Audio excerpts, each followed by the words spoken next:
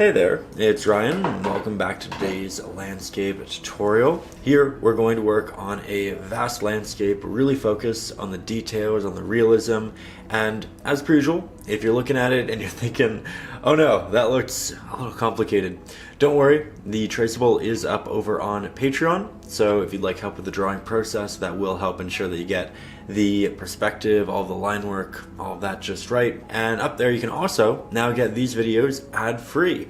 All of the videos moving forward, all of these lessons, you can watch without ads, and you can also watch them a little bit earlier. So if you're interested, check it out up over on Patreon. You can also find my ebooks and bonus lessons, all of that good stuff up there. So check it out if you're interested, but we are going to jump into this, have a lot of fun, and with that, let's get to it. We're going to begin here today by taking a 1-inch flat-headed brush, and we'll dip the bottom third of it into a little bit of water. This will just help us blend for a bit longer, and then with that, we're going to grab an abundance of titanium white, hint of Mars black, just with the corner of our brush, a little bit of our ultramarine blue, and we want an ultramarine blue because it's a bit of a warm blue, blends beautifully into sunsets, and because it is a sunset, we're also going to grab a hint of our cad red as well, just to warm that up. We'll start applying it to the top right corner where we have the most open space. It's easiest to do so. Then we'll start working our way down. Now, as you can see, as I work my way down, I'm not applying a lot of pressure with my brush, and I'm doing so very intentionally because when we do, we press paint to the top and the bottom of our stroke. But if we go in lightly, then we can get a very smooth blend, which is great for gradients and sunsets and skies.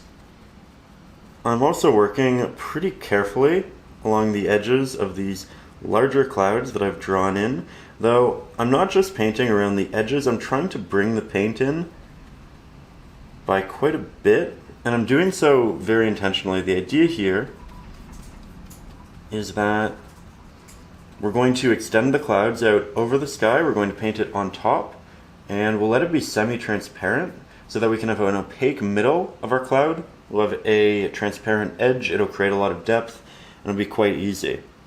With that, we're going to add some titanium white to our mix, a little bit of cad red just to warm up that which we have, so we get closer to the actual sunset. And from here, we're going to start applying this below our last application. And I'm not going for a blend quite yet because I don't want to take these blues and move them down. So I'm going to be careful. Just going to bring this to the bottom where we have more of our sky. And then I'll blend the two together. And typically an X-shaped pattern is great because it brings paint from the top to the bottom, from the bottom to the top. We're also moving left to right. And if we do lose a couple of clouds in this, it's not a big deal. We can always go back in, redraw them.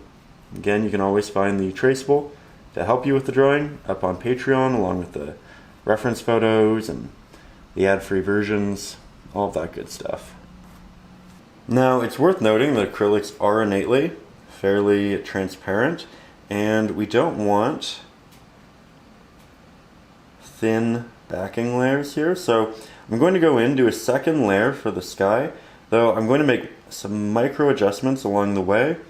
One is I'm just going to make the top a little bit darker, maybe slightly more pigmented with blue.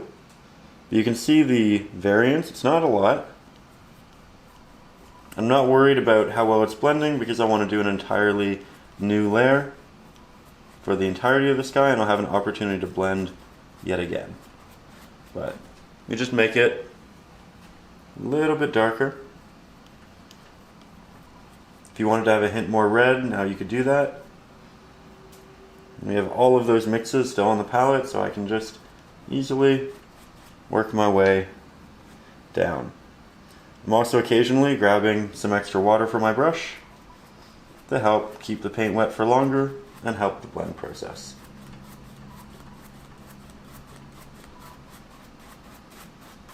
Now, as we move towards the bottom of the canvas, we're going to make a new mix, which does start with a lot of our titanium white, hint of our Mars black. We want a good amount of cad red and burnt sienna, because we're going to start mixing more of a warmer orange hue at the base. Once we have those, we'll interject some of our cad yellow. Though we do have to be careful with this. We need a very clean brush, because that cad yellow that we're working with, if it mixes with the blue, it'll render a green, and we don't really want a green in this sunset. So that's why we start by working with the cad reds, the burnt siennas, just in case we still have a little bit of blue left on our brush. We want to start with a pigment that will lead us to a good place. And we can start applying that right down here. Immediately, I recognize I like the pigment, but it needs to be a little bit brighter to transition into this. The value itself is darker. So let's grab some additional titanium white. Let's move that down on the palette. Grab some of our beautiful, warm initial sunset color. I'm going to apply that right on top. I'm going to apply it over here as well, because I want some of this light peeking through. And all of this is fully dry to the touch. So we're doing a wet into dry blend. So don't worry about dry time right now. And with that, you see how we have a hard line? We don't really want that. We want a soft transition. So we're going to make our brush a little bit wet. We're going to take off a lot of that paint. We're going to go in with a wet into dry blend. So I'm just softly moving my wet brush, no paint on it, up into the sky. And it's giving us this soft transition. I'm going to do so over here. Just like this. If you get a couple of streaks, it's okay. It'll look like soft clouds in the background and can actually be pretty advantageous to the painting as a whole. Again, I'm not too worried about covering up drawn clouds, because we can always redraw them, and we will.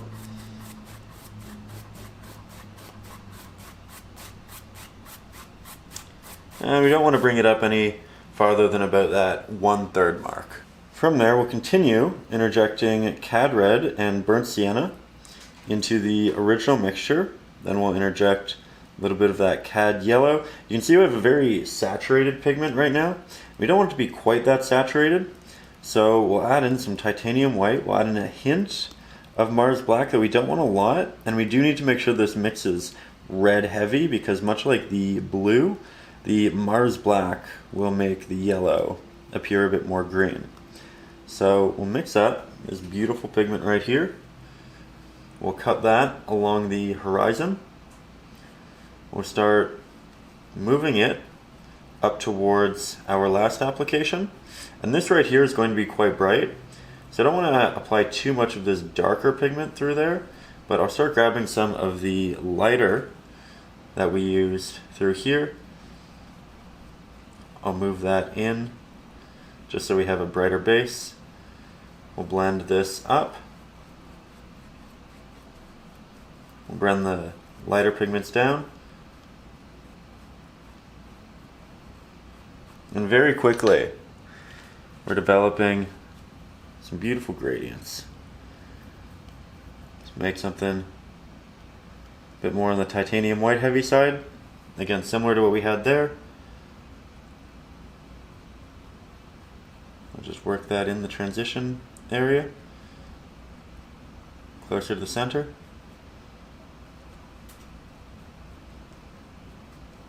We'll have it dissipate as we move towards the left. And again, if you have brush strokes, it's okay. It'll just look like little clouds. But you can also go for something quite soft if you want to. Now from here, I've let all of that pigment dry, because the next mixture is yellow heavy. And yellow is just such a delicate pigment. We really don't want a lot of other pigments potentially taking over or muddying it. So we're going to go in with a lot of our cad yellow or titanium white, hint of our cad red just to keep it warm and cohesive. And then we're going to switch on over to a different brush. This is a filbert. It has nice rounded edges, great for blends, but it also has a sharp edge should we need to cut anything in. And with this, I am going to make sure it's nice and damp. I'll grab a little bit of that yellow, and I'm going to apply that right where we have our sunset to be.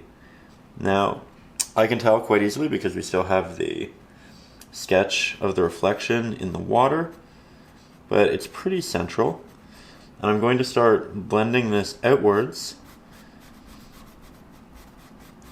And as we do so, because we have quite a bit of water on our brush, it's just naturally going to create this transition that gets softer and softer. As we move towards the outskirts, we want the middle portion to be the brightest, to be the most opaque. So we're going to go over that numerous times and continue to build this out. We're going to have a cloud right above here, which we'll redraw in a soon step. But you can see how the rounded edges of the brush are giving us a nice soft transition out, despite the fact that all of this is fully dry. Again, the water on the brush and the brush itself, creating this wet and to dry blend. It's nice and soft. And we'll just slowly build this up over a great number of layers. Though, once I apply this third one, I'm actually going to take a little bit of a break because we don't want to start ripping paint off the canvas. That can happen when you have too much wet paint and you don't give it an opportunity to dry. So we'll apply that. We'll just let it dissipate as we work it out. And then we'll come back in just a minute with a nice another layer. You can also work it though in this way, should we want to.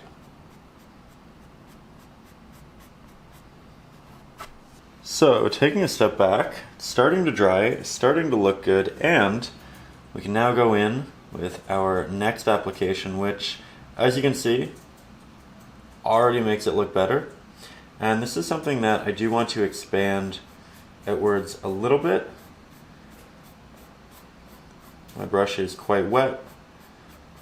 All of this is still dry. Normally, finger painting I think is quite fun, and I do advocate for it. However, just make sure that your hands are extremely clean if you do go ahead and do so, just because the oils can make it difficult for the canvas to adopt paint. That said, I also want some streaks of this light working its way behind the larger, darker clouds. I can see some in the reference photo. One's kind of pressing through the sky like this. We have another one right under it. We have the hint of another right through here. And I'm going to go back and I'm going to soften a lot of these, but just using the rounded edge of this brush. We're going to feather it. I'm going to give it a bit of a dreamy edge. We can bring that all the way back into that nice warm yellow center where we have the actual sun. You can do a hint of it over here, making it nice and soft. And then we'll get a bit closer and we'll really brighten up this spot. So from here, again, this is slightly better, I find, if that pigment's dry for the sake of building light. But I'm going to grab some extra titanium white, work that into the pre-existing mixture. We're just building it up to be brighter and a bit more thick. We're applying this right in the heart of that yellow, making sure that we have a good strong application there. And then we'll do our blend to both sides. Not applying a lot of pressure with the brush, keeping it subtle and soft. We can also bring hints of it out into the pre-established areas of highlight, but we don't want it to be as bright as what we have right here. We want that to be unique to this space.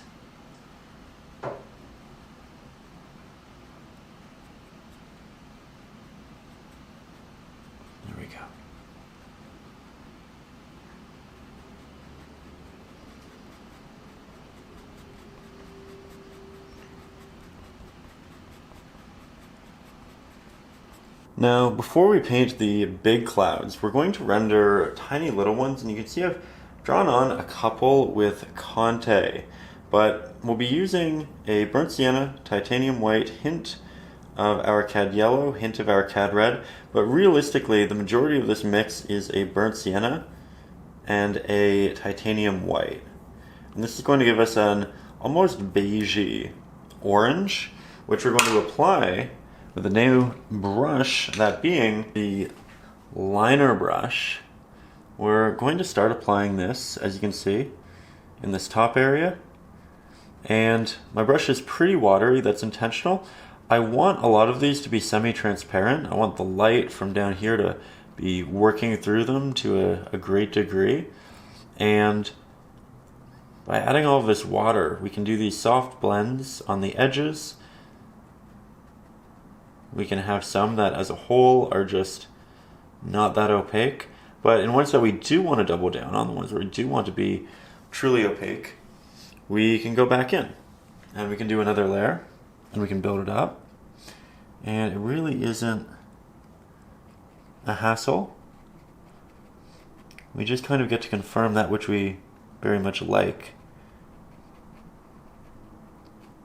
So here, we're just going to have a couple that sprawl out that way. We have some towards the top there.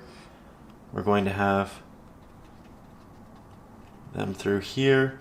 And I'm purposefully jumping around quite a lot. That way I don't double down on one area and kind of add too much too quickly.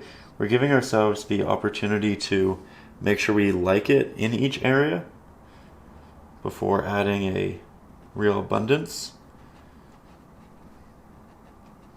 But we want these extremely tiny markings. We want some that are a bit bigger. When I press harder with my brush, we expand the bristles, we get a larger marking. And that can be useful for the bodies of some of these. But we also want tiny little taps as well.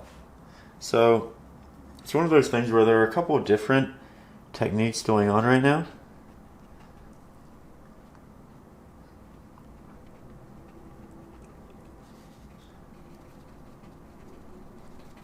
You can have this kind of sweeping inwards. A lot of it's semi-transparent.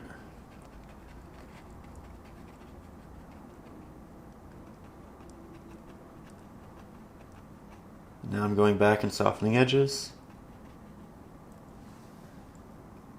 We can do more of this later on as well once we've established the larger clouds, but I wanted a couple of these in first because I want to apply those darker clouds with openings, and through those openings I want us to see sky and I want us to see these warmer clouds as well.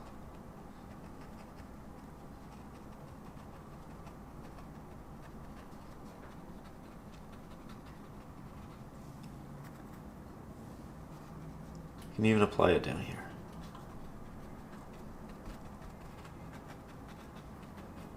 So, stepping back, as we can see, all of those little applications are quite subtle, and I did go ahead and redraw a lot of the clouds that I had initially.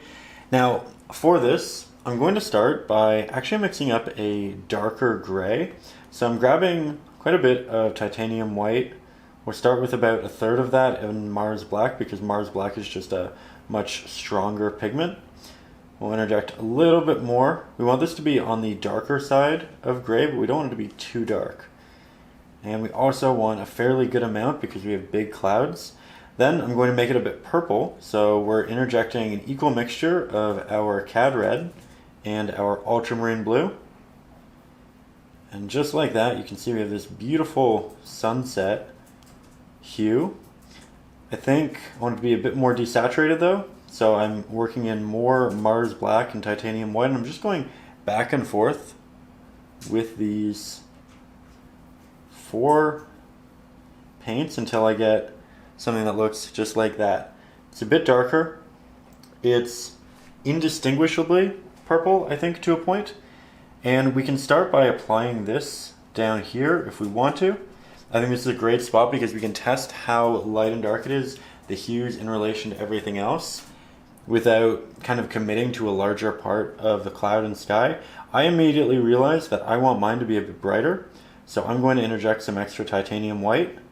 Now this does desaturate it to a point, so you can re-interject the blues and the reds if you want to, but if you're happy with it, you can just start painting, and that's what I'm opting to do here. It's also worth noting that a lot of it, again, we will want to do multiple layers, so if it's not that which you want after you've applied a bit of it and you're just kind of slowly realizing that, it's okay. Don't worry about it. And I am just going to start by blocking in these bigger portions with this larger brush. Though you will see quite soon we come to this place of needing something a bit more detail oriented. Instead, we have open areas of canvas up here. And I'm not going for the edges of any of this. In fact, I'm actively avoiding them because we want the edges to be potentially semi-transparent, and that's really going to be achieved with a different brush and even a slightly different mix. So we're just going into the big spots. It's looking a little splotchy, that's okay. We're just building right now. Let's get you a little bit closer.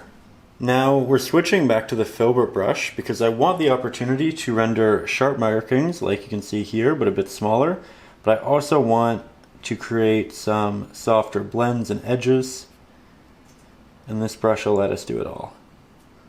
We can also switch to the liner should we want to create truly small impressions a little bit later on.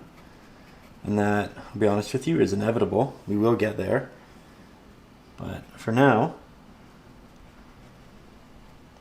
let's start fixing up some edges, getting some additionally defined forms.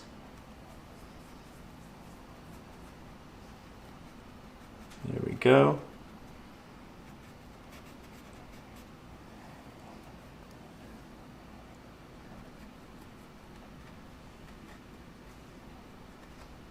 You can see how we're trying to get a lot of innate cloud structures through randomized tapping and movements. We don't want each area of the cloud to look like the one next to it.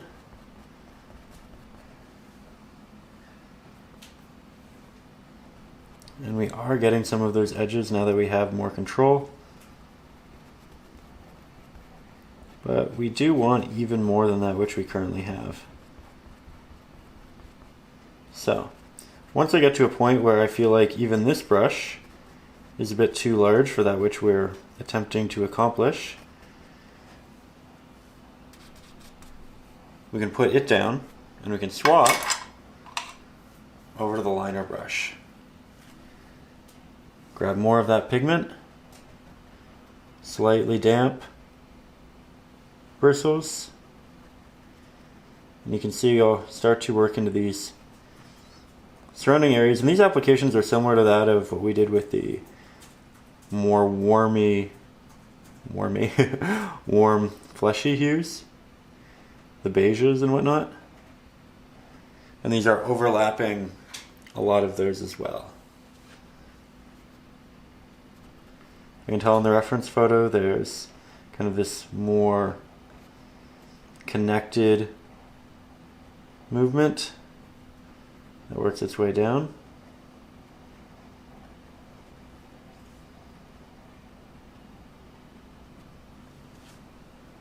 So we're playing with that.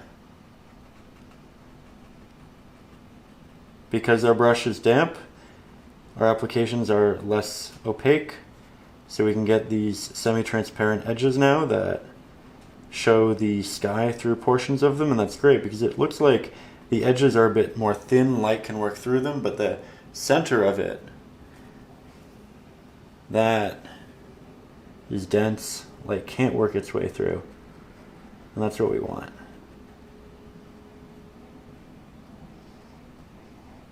And we'll jump around quite a bit.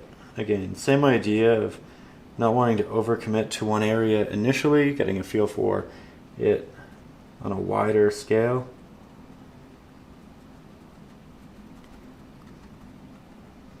We have a great number of clouds making up this section.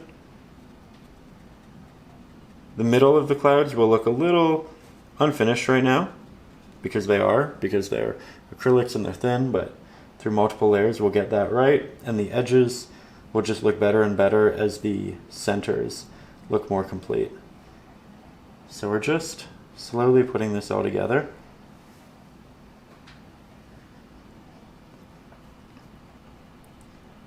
And we have a lot of smaller clouds that kind of break up and off in this section.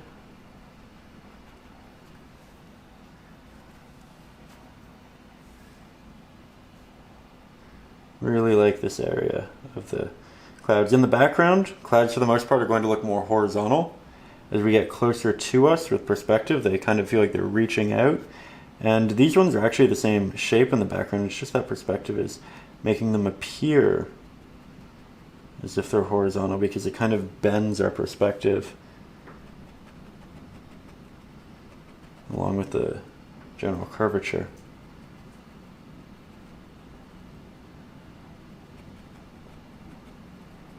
There we go. See that?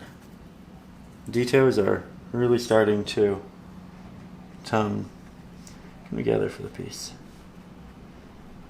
Still jumping around, trying to do lots of little protruding areas, but also create clusters and leave openings and make something unique. Also, it's okay if your clouds don't look exactly like mine. I think that variance can be quite special, and you know, some of us are going to want more clouds than others, some will want less. Don't be afraid to make it your own and take those artistic liberties. If you want it to look incredibly similar, you can use a traceable, but it's up to you. Taking a step back, I think it's starting to look pretty good in terms of the general form. Again, the actual details and the edges can use some real work, but with every tap we get there, we take a step a little bit closer. And back here we have a lot of small clouds which kind of form clusters and render the looks of moving clouds. It's worth noting that we really do want small markings because the small markings make the large markings look so much more grand. We need that comparison visually to accentuate the scale of the sunset. And I think that's a big part of this one specifically. Sometimes we have, you know, beautiful little sunsets and they're something that's relaxed and feels a little bit more personal, kind of like an indie sunset if we think about it in terms of films. Or this is more of like a big blockbuster feeling. There's some real grandeur to the warmth and the emotion. You feel like there's a lot kind of going on within it. We do want to accentuate that.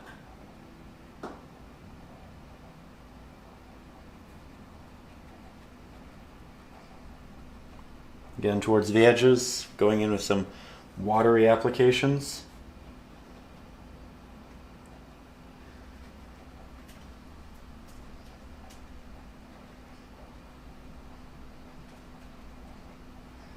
Leading smaller clusters into big ones.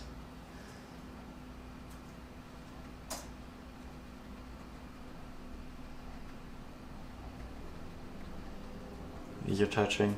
I like that. I'll bring this down. A lot of water in this. And I know I repeat that a lot, but I'm going to keep repeating it because it's so easy to just keep painting as the brush starts to dry. not go back in and say, oh, you know what, it's fine. I'm getting the markings. We're covering. We're using paint. It's good. And, you know, that's all fair and true to a point. But we are just going to do a lot better if we keep our brush damp.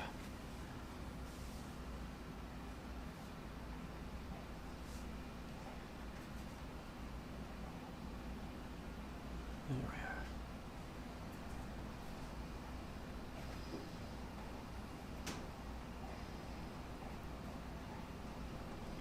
And some of these clouds we're going to want to be brighter, softer, more warm. We're just putting on the base layer. That's why it looks flat right now. And that's okay. It's all part of the process.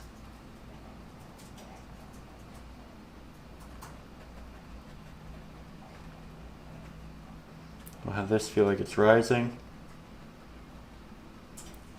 sprawling up. Try to create some unique movements. And if you make a cloud or an area of clouds look a little too dense, it's also okay, because we can always go back and just paint sky in between the clouds. We can re-interject that. It's not the easiest thing to do. It's not as easy as just applying clouds themselves, but it's doable. And we'll certainly do it to an extent. So don't you worry about that either. Try to move with passion. Try to move in a way that you're inspired by the feeling it creates. And then we can work on the details and ironing it out as we go.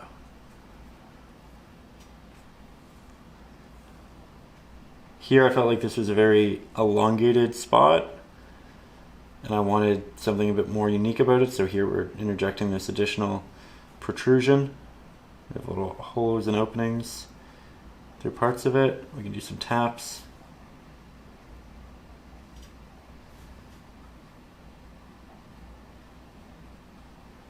Multiple layers.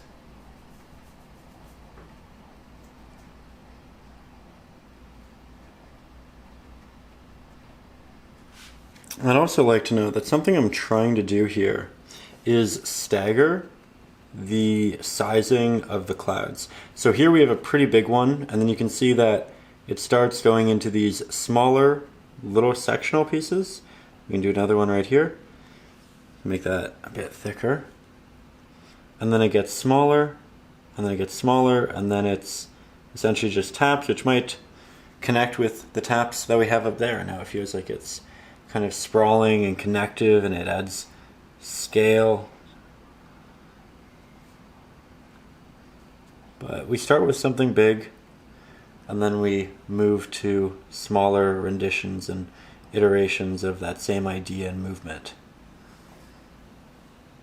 These are really cascading up. I think that this portion is quite dense, and it was intentionally so, but we definitely need to open it up. So let's take a step back once we've interjected enough of these little taps, and we can have some fun. Actually, before we begin interjecting the sky back into this, let's make portions of this much warmer, because the areas closer to the sun are definitely going to have more of an orangey, peachy hue. So we'll grab quite a bit of our Cad Red, our Burnt Sienna, a little bit of our Cad Yellow, an abundance of Titanium White, a little bit of Mars Black. We can also have a hint of our blue, but only if it's a very red heavy mix. Again, if this is more yellow heavy, you'll get a green, and we don't want that. So we'll start here. We'll make something that looks quite good with the grayish purple, like so. We'll make it a bit darker, and now you can see that I am mixing beside the grayish purple, just so we know what we're essentially working with. And I'm going to go in initially with this brush. We can just interject some warmth to these clouds, predominantly in the areas that are next to or close to the light. And you can see that I'm able to use the large flat to maneuver my way around a lot of these smaller areas and markings. If you find that difficult, you can switch to the filbert brush or the liner.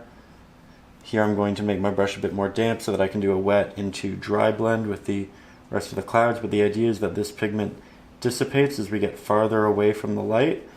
We get this nice gradient. We're going to go up here, we're going to do the same. And I am skipping all of the little parts because this brush is admittedly just a little too big, even when we feel like we have that rust off. But we will go back to those with another brush shortly.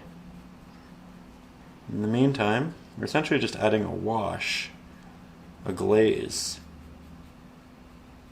to the bottom of these clouds, the areas that are going to be receiving light, and it's dissipating as we get farther and farther away from that light. Right? Let's grab a bit more, double down in this area, and just build up that gradient until we're at a point where we're quite happy with it. Some are going to be more dramatic than others, and that's okay. I think I want this to be pretty bright, as well as this. They're close to the sky, to the sun.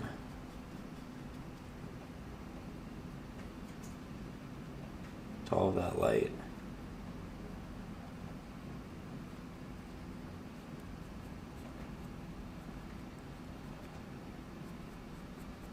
And again, refining will happen soon. Right now we're just looking for that blooming effect of light. Let's make it maybe even a hint brighter. I'm going to do this right beside it though, because I want this mix saved on my palette for when we go back in to do the details. And I think I'm going to make this a bit more orange. So we have the red, we have the yellow, we have a lot of titanium white.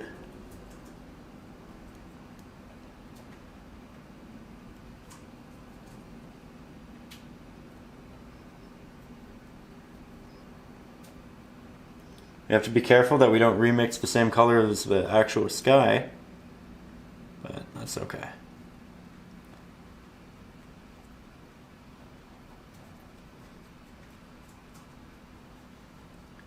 And the more orange it is, the better it'll feel cohesive and blend. If it's a bit more yellow, it'll be a bit tricky next to the somewhat purples. But if it is yellow, we can glaze on more of an orange to it. So a lot of this is hyper malleable.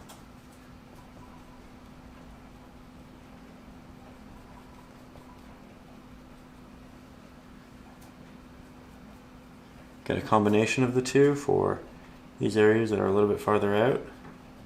So now when we look closer, we can see all of these darker areas which need quite the interjection of that glaze. And you know, it's so small, it might just be easier to paint over them with a pigment that's very much akin to that which we are glazing with, because they're small, and doing all of those glazes time after time can kind of get difficult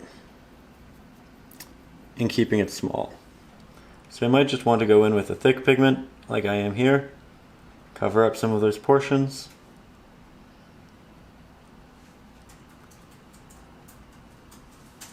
And they'll have a bit more light moving through them anyway because they are tiny, they don't have as much density. Light can work through it more efficiently, can work around it more efficiently, can interact with it more efficiently.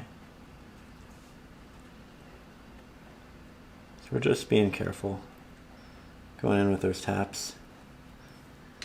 And we're also using slightly brighter pigment around the edges because they'll receive more light.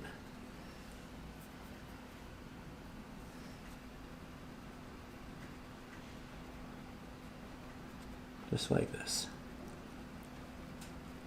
This is how we create depth, right? The light wraps around, there are areas that are brighter, there are areas that are darker. And now we can tap with these orangey hues in the way that we did the purples. Create additional break-off points and markings. Again, this should get darker as you move towards the left because we're getting farther away from the light.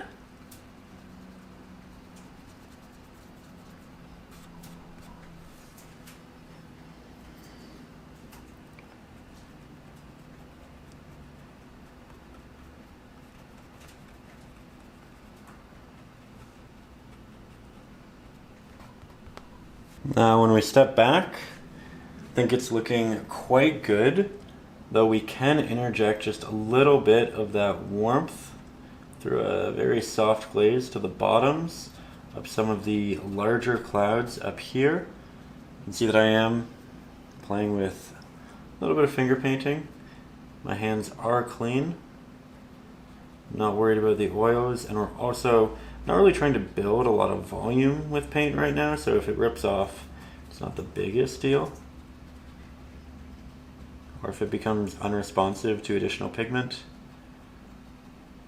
So we're just doing touches of this, and this is again building gradient, because every time we do it, we have a little bit of light working its way up a subject, creating something that looks a lot more three-dimensional. And the edges can catch some of this light, even on the tops, because that light will work around the cloud as a whole.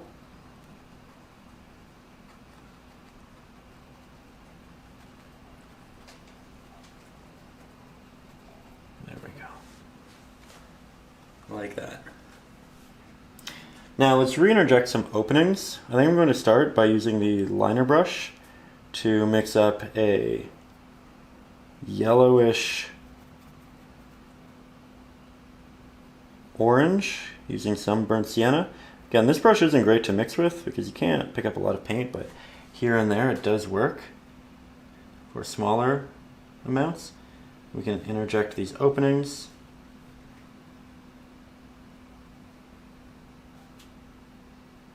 Into the clouds again,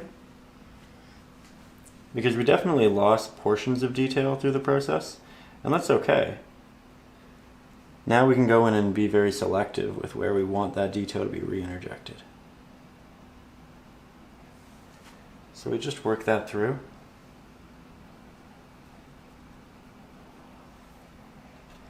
If we want more of a blue, we can go to a Ultramarine, Titanium White, Mars Black, hint of Cad Red. Remix that which we had in the sky. Do little tests here and there. Then create those openings throughout. This is going to make the cloud look a little bit more airy.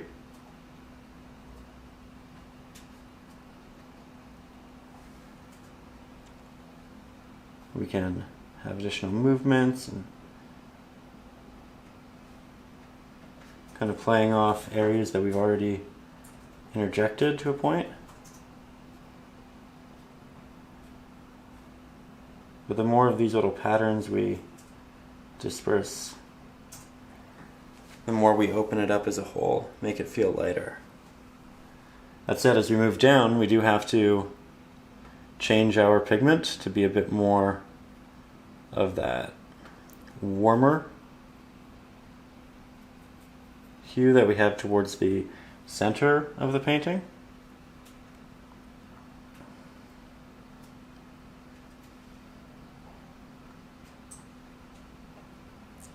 Like so.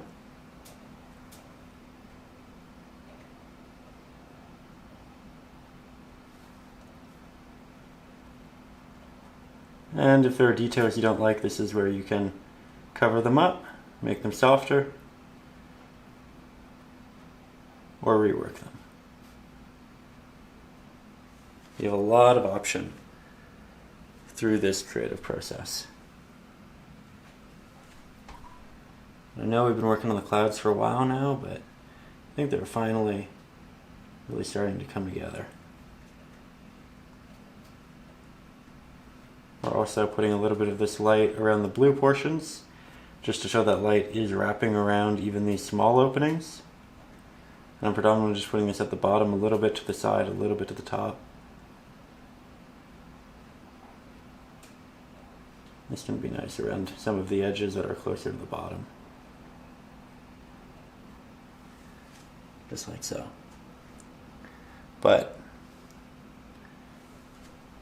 a little bit of tweaking, a little bit of tinkering, and I think we have pretty good sky.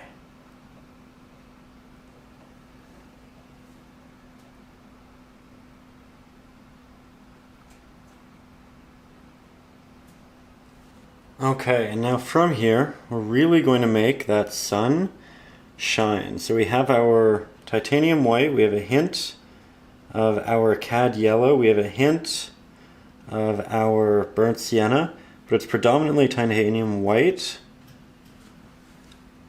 We're going to apply that around the edges of our cloud right here. I'm going to apply that around the top. I'm going to apply that at the bottom of the next cloud, so everything that's essentially in line with this one. We're going to build this out a little bit to the left and right on both sides. Then we're going to make our brush quite damp.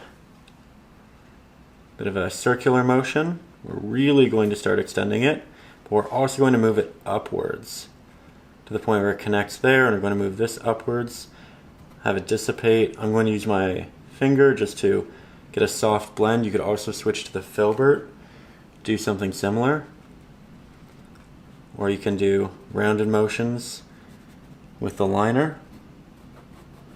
But the idea is to just add a lot of light into the clouds, into the central point. It's not as bright as the actual sun, but it is bright.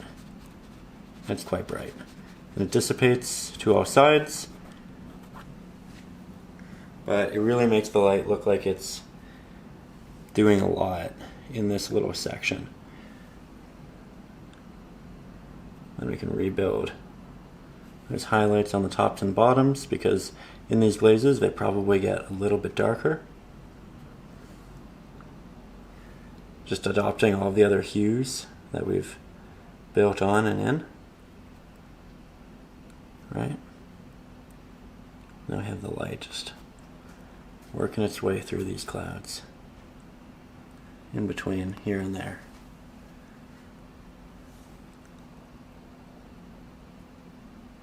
This is where the eye goes in the painting, if not in the reflection, so we need to make sure that we do a good job.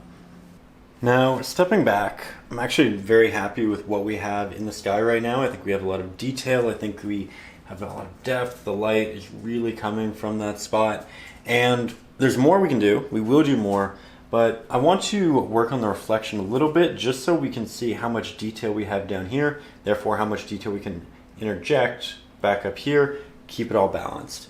And with that, we're going to start working on this portion of the foreground, and I'm going to begin with the larger flat-headed brush because it is ideal for mixing. We'll grab some of our Mars Black, a little bit of titanium white, our Ultramarine blue, Cad red. We're going for a very dark purplish gray. I want it to be darker than that which we've used previously, and therefore we're mixing it right next to the darkest purple we have used. So now we'll get a little bit closer, and I'm not working on this top portion just yet. Right now I'm cutting in this back area of sand which raises, and then we find the trees on top which will be blowing in the wind and quite beautiful. But right now we just need a relatively thick grayish purple. It's also not going to be the absolute darkest pigment because we still want room to get darker right above it. So something akin to the sky, a little bit darker, could be a little bit more gray. It's not going to have a lot of light on it because it's opposite to the side of the sun. And then we are going to mix up a much darker version, so we're just interjecting a great deal of additional Mars black. I'm going to start by working that into the larger area of negative space towards the top. And then I'm going to switch on over to our liner brush, make sure it's nice and damp. We're going to have it move down and just show that there are little bits that kind of stick out into the ground. Then we'll move higher up and we'll create the tops of these trees. They're going to be all pushing this way. And the idea there is that it's a bit of a windy day. It's going to make the piece feel a bit more dynamic. And they're overlapping each other.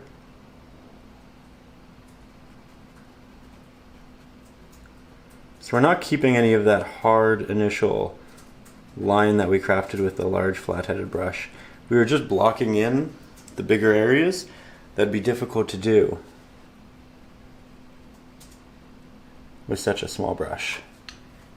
We are keeping it fairly damp.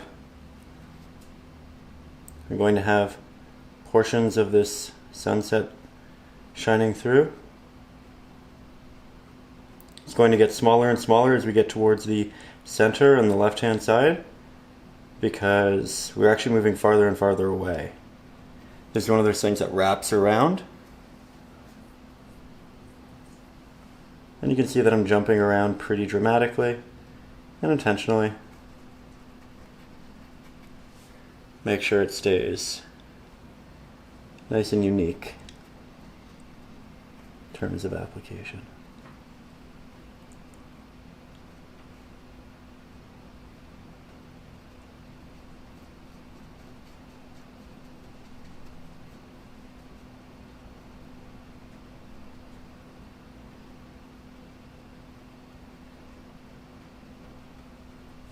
There we go. And then in the distance, it's extremely minor taps.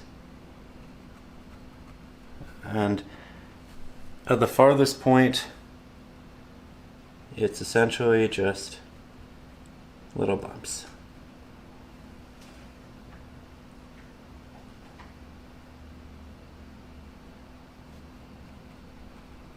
You want to make sure that it's nice and thick as well.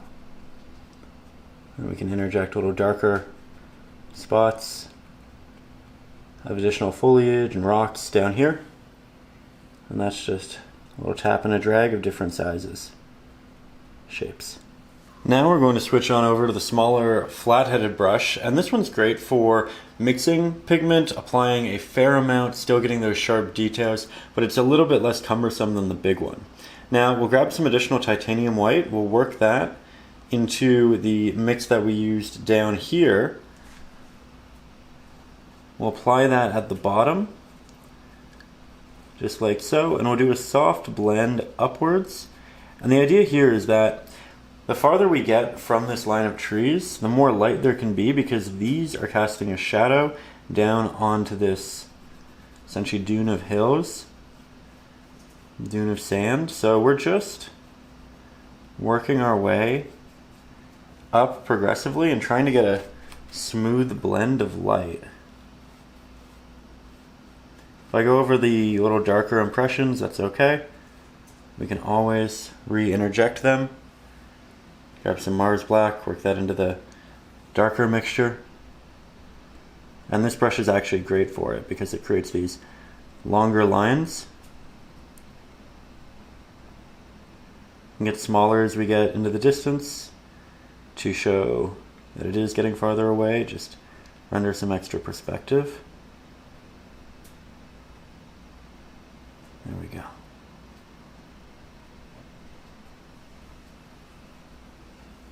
I like that a lot. We can also use this brush in the really dark areas to play with our trees because it can render incredibly small, sharp markings. Now we're just combining various brushes to create multiple effects and really build out our subjects. Like that. I think it looks much more natural now. We can add some light to this, but I want to continue to define the sand first. So now, I think we're switching back to the larger flat-headed brush. We're going to go with a more red heavy mix of this dark gray. Still has titanium white, still has ultramarine blue. We are going to grab a bit of our burnt sienna, make it nice and warm and earthy. But we do want this to be a grayish red. So titanium white and Mars black are still taking the lead. You can see that it's similar to what we had before. It's not quite that though. We can start lining this bottom portion.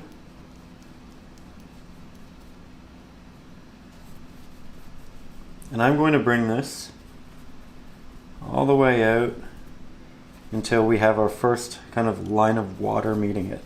And I'm going to go slightly over where that line of water is. That way we can place that water over top of this. Now it is the first layer, there's room for adjustment. I think we need to make it a bit more gray, a bit more burnt sienna heavy. Mars black, titanium white, burnt sienna. Cad red is still a big part of the mix. Oh, even better. And it looks better now that it's thicker too.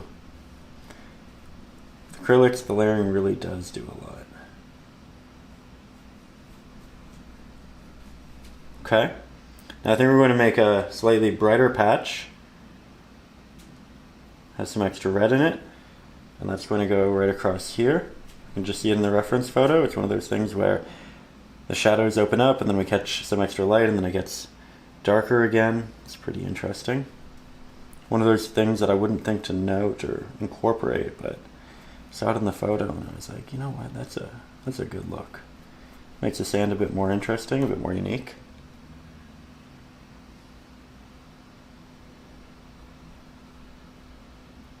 Can just play with the color. And this sand can be wet a little bit, right? It doesn't have a lot of water, but it can still have that slight shimmer and shine. You can also grab a little bit of extra Mars black, work that towards the bottom, work it up. And here you can have a bit of a better view of that gradient in a specific area. The Mars black will desaturate it more, which again, I'm okay with. I like the idea of it being a warm gray. A little bit of that red, a little bit of that burnt sienna.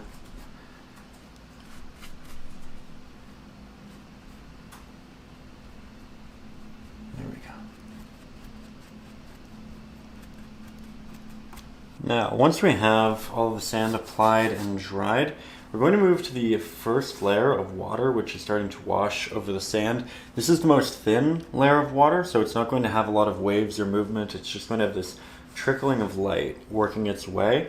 And the bottom portion is actually going to be akin to what we have right here. So I'm starting with Mars black, a little bit of our ultramarine blue, a lot of our cad red, titanium white, and we do want this to predominantly be a gray, so I will double down on both the white and the black.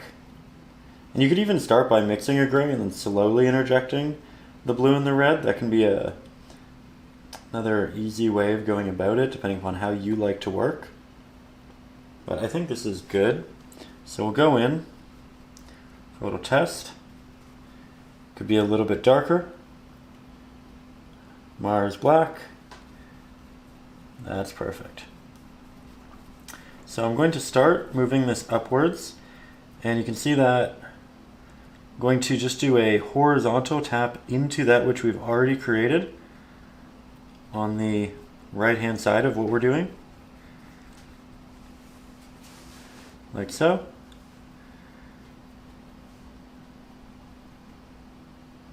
and that's just going to give it the look of bits of water kind of splashing up along the side. That said, let's go darker for the very bottom. A little bit of extra Mars black.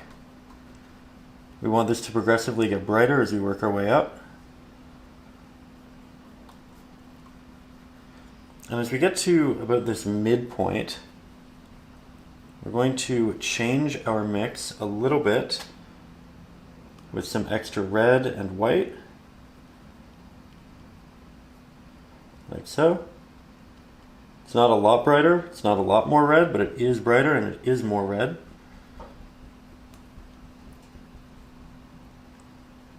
Trying to cut along the drawing of the water that's also behind it. And this is just a base layer. We're going to do a lot on top of it, so don't worry if it looks a little bit flat or isn't engaging visually yet. It's not meant to be. Let's add a little bit of red, a little bit of titanium white, continuing to brighten as we work our way up.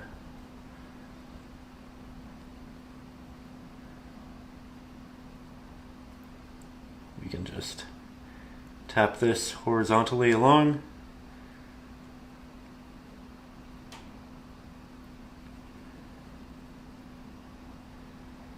There we go. Bring that all the way back here. This is a good little base for us to build on. We can also bring it back down.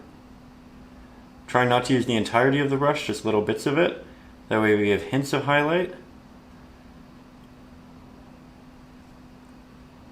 Just using the corner at this point. But there's a better brush we can be using for this. And we're about to switch on over to it. So from here, we're going to make a much brighter variant with, yet again, you guessed it, more red in the mix. Though we want it to be a bit more of an orange, so I'm also going to interject some of our burnt sienna, which looks innately a bit more orange, makes it earthy.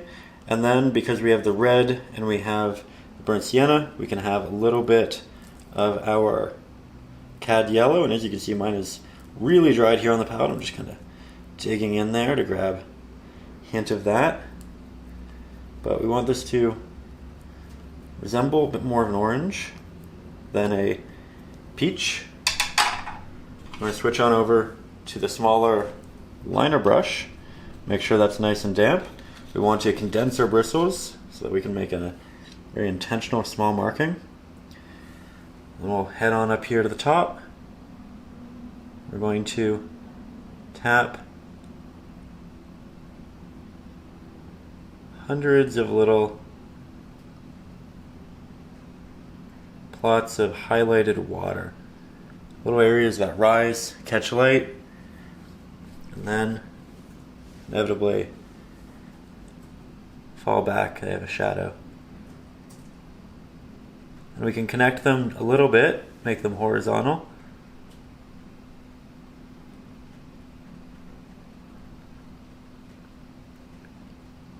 And the farther back we get, the more connected they're going to be, because we can't see the difference between them. We can't see all of the details from this far away. So at a certain point, as you can see, I'm just moving in a line. And then as we get closer to us, it opens up. And you also probably noticed that when we began, I was working pretty slowly, just trying to figure it out, get a feel for the technique, the amount of pressure I was adding, the tap. And I know that this probably looks pretty laborious, but the more we do it, the more natural it feels. And then we can really start to do a quick, good job. And again, it just gets bigger and bigger the closer we get to us. Not because the water is changing, but because perspective is changing.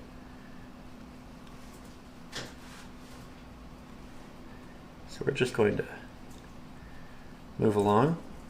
Now this is admittedly still quite dark. We're going to want something much brighter. I just wanted to give us a practice layer essentially, and start building a warmer base to build on top of.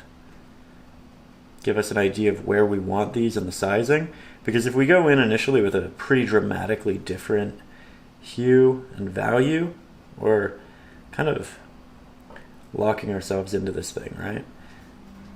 Otherwise we're repainting the whole area. But with this, we can give ourselves an opportunity to practice, figure out how we're comfortable, how we like to make our strokes, how much pressure we're adding, how much space we're adding.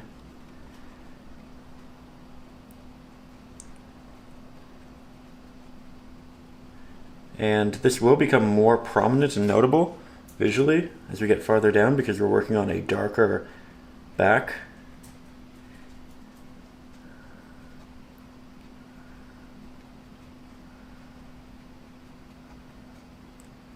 There we go.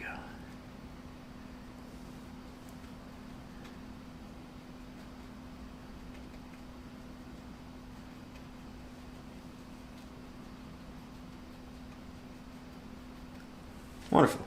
Stepping back, we can start to see all of that little detail throughout, and it's time to start doubling down. So we're going to grab some of our Cad Yellow, Cad Red, mix up a nice orange here. We'll make it a lot brighter with some titanium white. We'll go back to the red because I want this to be a red heavy orange. I don't want it to be a pink, but I think that's looking pretty good. We'll make it slightly muddy. Use darker with our Mars Black because we don't want to jump too far in hues too quickly. We want to be able to build it up over time. So we'll grab this with our liner brush. We'll head into the back here, and remember, in the back it's more line work as a whole because it's too far away to see the actual details. And then as we start to move closer, we start to create separation in taps, though it's still comprised predominantly of those lines. And I know I'm being a little repetitive, but I think that's just important for the beginning of getting these steps down and making sure we're all on the right track. We all know what we're doing, right? I also really like the idea that when you do these, you're not just learning how to do this painting, but you're learning how to do the subject. So in the future, when you would like to do something akin to this, you can kind of break it down, figure it out, feel confident in this space. Also, I felt like it was too saturated and a little too dark, so I'm adding in more titanium white, and then we're going back. That's much better. This is what we were actually looking for. Again, in the background, it's a lot of combining of applications, and you can start with auto tap and drag effects, similar to what we're going to do in the foreground. Just combine them after. And I know that sounds like extra work, and you don't have to do it, but again, it's one of those things where it gives you that opportunity to practice before you get to the point where those strokes really matter and they need to stay. So it's up to you. I think we can go a little bit more red with the mixture. Notice that we've changed it numerous times. Oh, I love that. That's a great sunset hue. Mixing up a lot of it so we can continuously grab. Now if we apply it over this, we're not actually going to get the pigment we have on our palette, we're going to get it in conjunction with that which we have on the canvas. So it'll be a combination of the two, which honestly I'm okay with. Having that extra saturation in that area, a little bit of that extra orange hue, but I'm going to get the extra off my brush and I'm going to start staggering it so that when I go over it, we have this nice transition into that which we have in the foreground. So I'll just do a little bit more like that.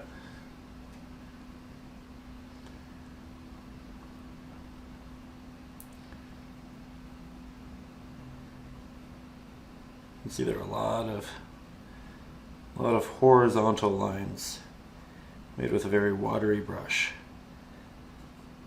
You don't want any thick dots or things of that nature in this section yet.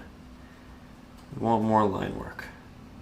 You can see that those lines are opening up and get a bit more thick through here, so I'm just pressing harder with my brush.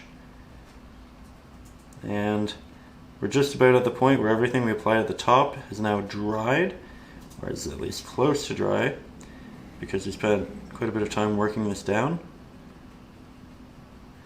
So we're just about at the point where we can head back up and fix that up. So now going in for the third time, continuing to brighten up these pigments, continuing to refine the hue, continuing to brighten the value, continuing to build texture as this water skips across.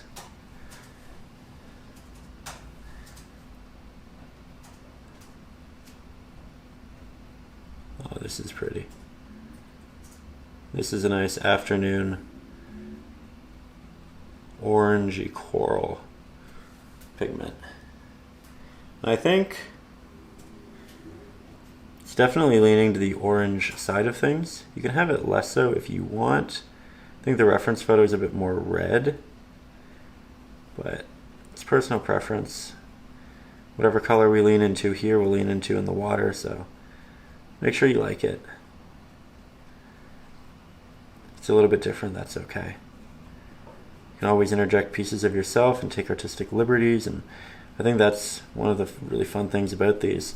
You know, up over on Patreon, you can get access to an exclusive Facebook group where everybody posts their renditions of these paintings, and I always find it pretty fun and inspiring because despite the fact that we're all doing the same reference photo, a lot of them look pretty different, and not in a bad way, in one of those ways of like, oh, you had this extra unique idea and take on it, and you tried a heavier contrast, and that worked really well.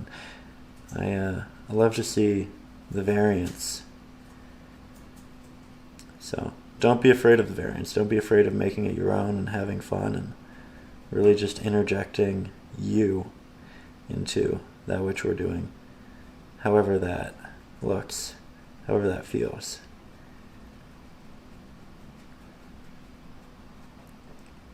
There's currently this beautiful sunset happening. Warm light streaming into the room. It's creating this great atmosphere right now.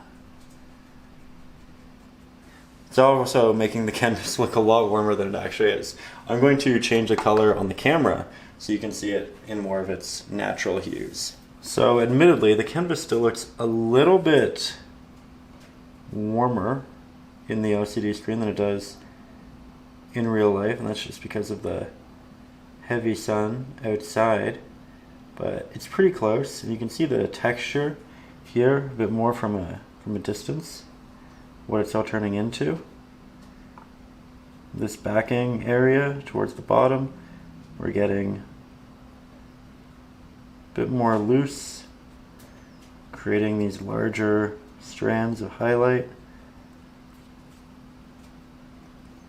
But we need natural transitions from the very opaque connective tissue to the back and forth, and here to it really opening up.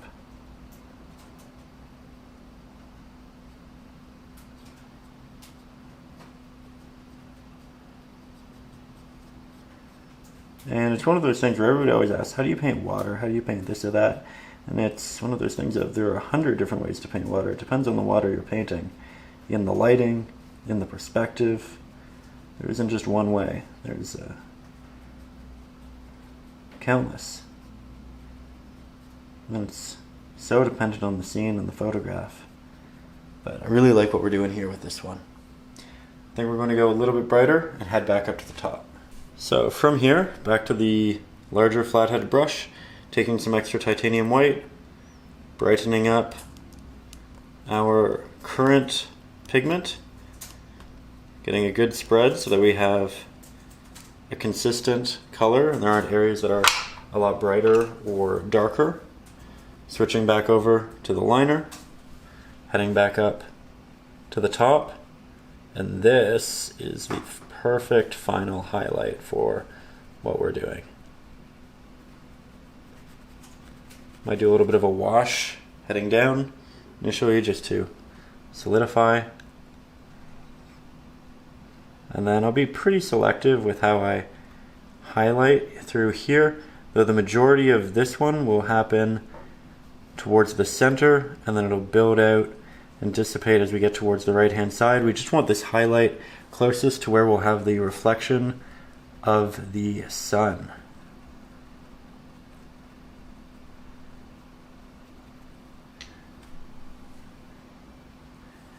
And I think we just lost the sun behind some clouds, so it's darker again in the studio, probably a little bit darker on the LCD screen, but again we're just mapping texture right now.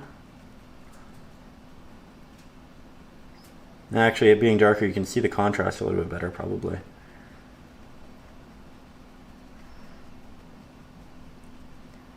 There we go.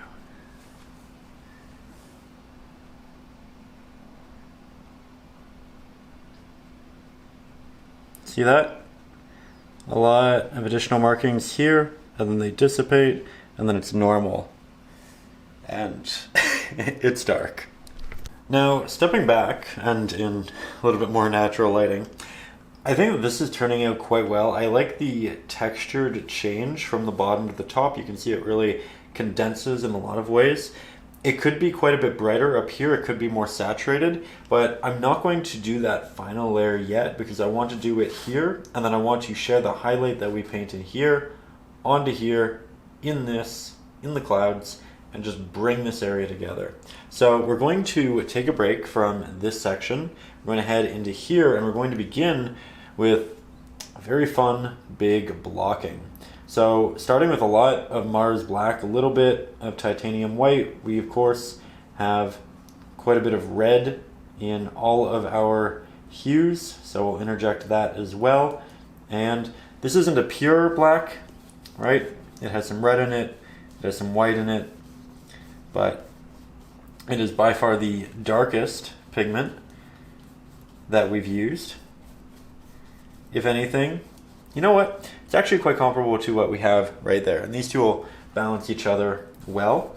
I'm going to bring it up to about a third, maybe a fourth of this section here. I'm going to create little back and forth motions like this with my brush towards the edge, overlapping the area we just completed, like so.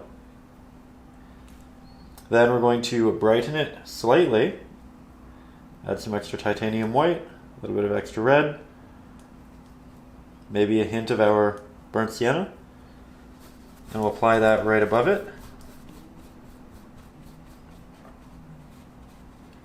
We're just blocking in a base there. As I work upwards, I'm going to try to not create a sharp line here because I want it to be easier to blend, and when it's a bit softer, it's a bit more canvas inclusive. It's easier to get that. Now I'm going to go in, X-shaped pattern, blend these two together. If we get some horizontal markings in there, it's a-okay. It'll just look like movements in the water. Now we're going to continue upwards yet again. As we do, we interject that titanium white, that cad red. We still want it to be nice and dark though.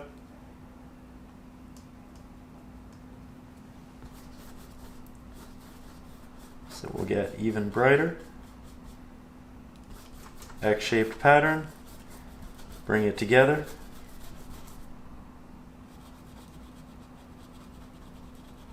There we are. Nice and easy. More titanium white, more cad red. Ooh, that's looking nice. Definitely should be darker though. So every time I am adding a bit of Mars black, and that's because we're using up the Mars black that we had previously. And with this, we're going to use our brush to sharply cut across the horizon. You can use green tape if you want to get it perfect. Going to make sure the brush is nice and damp.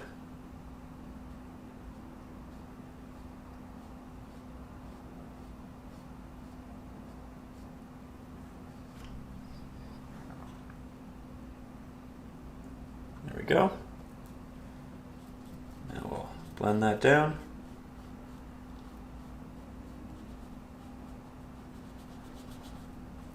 Same technique as before, but we're going to have less of those little squiggle markings, for lack of a better term, because it's farther away and we just won't see that detail. So it's a bit more of a grand movement at that point.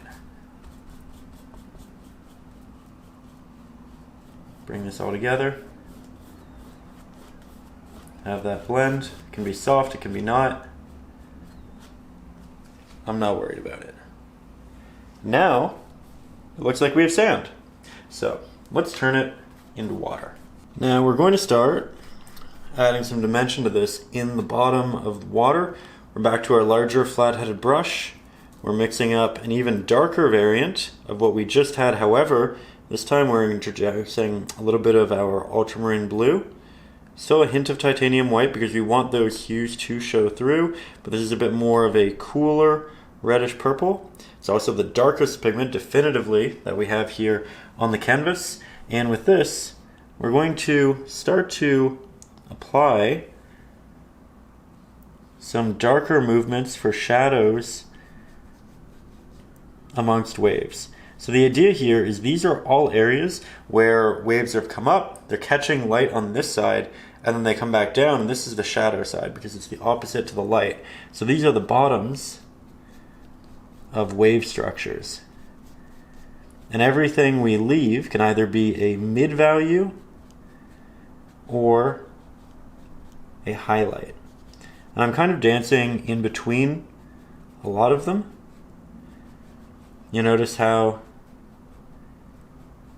in a lot of cases they curve up and then they come back down. It's a pretty generic shape for a wave, and that's not a bad thing. But as we start to get to this third, moving upwards, we're going to switch to our smaller flat-headed brush. We're going to make sure that it is also nice and damp. We'll grab some of that pigment and we'll start making them a bit smaller, just like so. Now if we decide that we have too many of these or we don't like the placing a little bit later on, that's okay, because we can always go back, cover it up, paint over it again. That said, I'm actively avoiding this corner because I want a lot of little higher movements and they kind of crash up and bubble to a point. So I'm actually going to create a lot of almost hills with this brush to that side. It's a lot more detail oriented.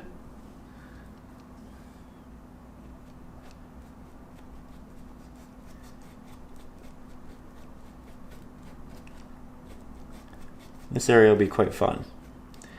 But with that, let's take a couple of steps back because we also want to interject some larger motions through here with bigger waves. Okay, so I can see in my reference that there's a wave that moves essentially from here down. I'm trying to be a bit playful with how I apply it, so it's sharp and then it's a little bigger and then it's moving down and then it gets a little bit bigger again. We have another set of waves just right in front here. Should get smaller as you move farther away. And then there's one that kind of wraps around like that. And when we get to this distance, we're essentially just tapping with our flat-headed brush in a very similar way to how we did over here with the liner brush. So it's a lot of tap and drags.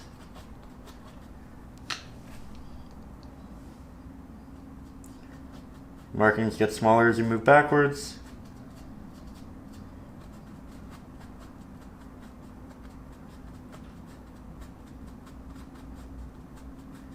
These are all pretty subtle, but that's okay. It's still a very dark pigment in relation to everything else we have.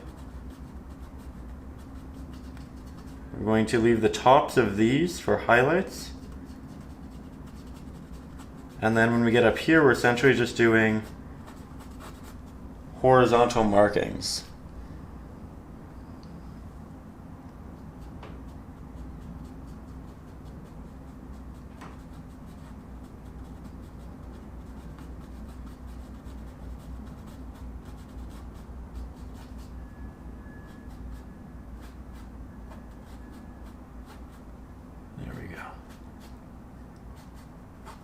Might combine some of these.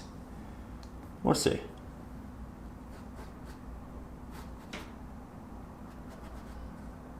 Not a bad idea to go back and just double check areas, make sure you like what's going on in terms of movements, patterns.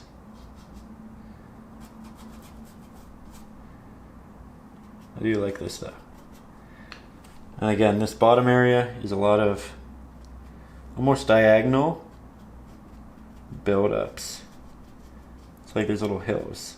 Now, from here, I'm going to take that larger flat-headed brush and we're going to start mixing up the mid-value highlights for up here, and we'll slowly work our way down, similar to how we approached this. And we know we want it to be quite similar to what we have here. We want it to be a little bit more saturated. So starting with that cad red, grabbing a little bit of our cad yellow. It's predominantly a cad red mix though. We also have a hint of our burnt sienna. Give it a little bit of that earthy hue. I would mix in Mars Black, but we have some kind of interspersed in our other pigments, and you know, it's kind of everywhere. It's also on the brush a little bit. So here I can show you that I'm adding in a little bit, but we're not really being too dramatic. We're going to switch back over to the smaller flat-headed brush. I'm going to head into that background, and in the distance it's a horizontal line made up of a myriad of other horizontal lines. And then as we push forward, we allow it to break apart, initially just horizontally, but then also in our vertical markings we just start to create more space. I'm avoiding this C shape which we've interjected, and you can see that the pigment that we have here isn't that bright in comparison to what we have on our palette, and that's because we have quite a bit of water on our brush. We're going to need to build that up. Here, layer number 2, it's brighter. It's more so akin to that which we have to the right, but the right is still brighter, despite the fact that the mix for what we're currently applying is brighter than the mix that we had for the right hand side. At least the initial mix.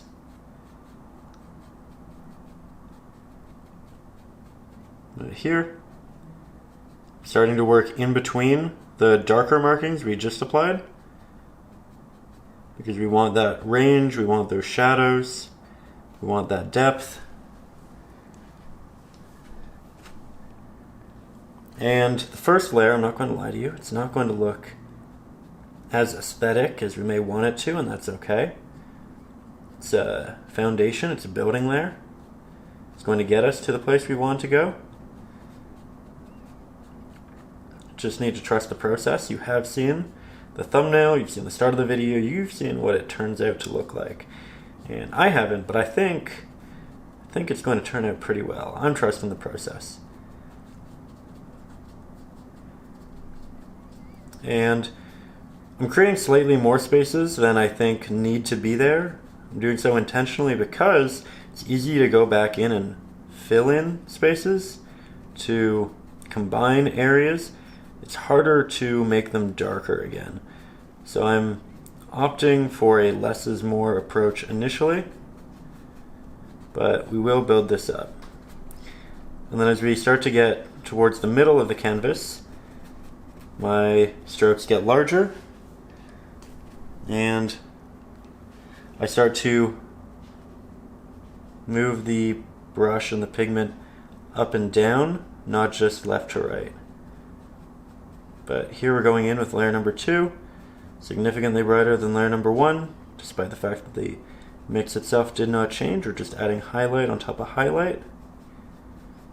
But here you'll see an example of us getting to that middle area and me starting to apply that paint in ways that aren't just horizontal.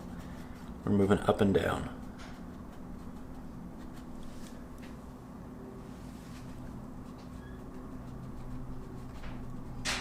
There we go.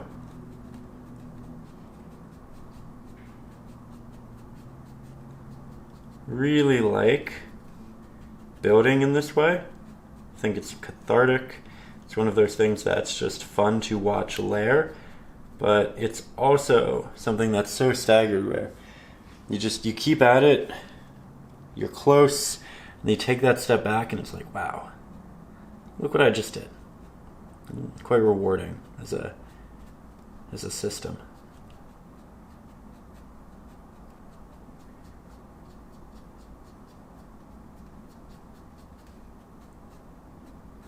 There we go.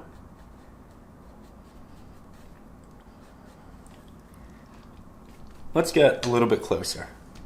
Now from here, we can continue moving downwards, and in that process, again, starting to connect larger pieces, make more broad strokes, press harder with the brush to get larger markings. Or we can go back up to the top and we can do layer number 3, which continues to amalgamate markings, continues to brighten markings. And it's really what you feel comfortable with in these moments. A lot of acrylic painting is about, in my case at least, how I like to paint, layering and deciding the most efficient way of layering, how to build up your textures and all of that. But this is one of those fun portions where we have a bit more autonomy over what we work on and what order. So we can, again, continue moving down. We can continue doubling down.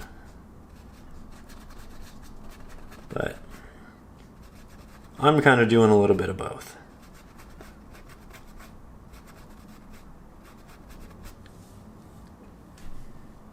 This pigment needs to be much brighter in later layers. And we'll go in, we'll add texture with a different brush and a couple other techniques. But right now we're just building the primary shapes of the waves. I'm also trying to keep my hand out of the way. Apologies if here and there it does start to cover things. It's one of those things of sometimes there's a good angle to move the hand and sometimes it just isn't. But I am trying to stay cognizant of it and give you the best view I can. Here we'll have a little bit of that water moving over the wave and coming back down again.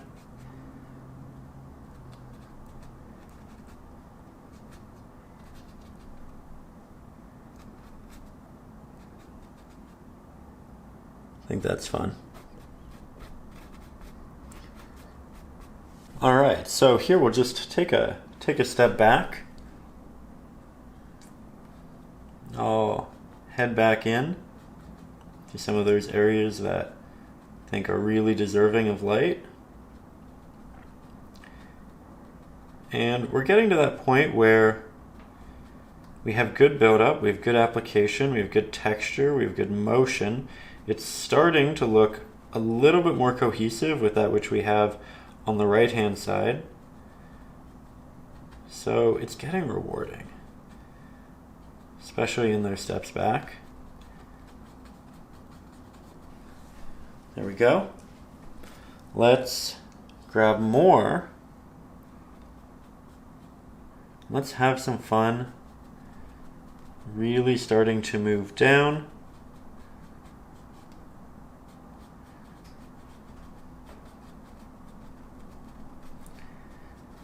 Again, avoiding the darker areas, going in with a lot of little taps, starting to create greater separation upon application.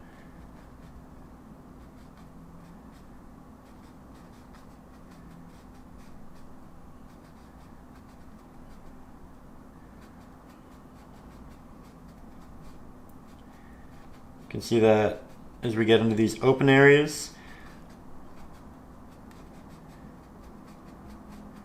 there's a lot of elongated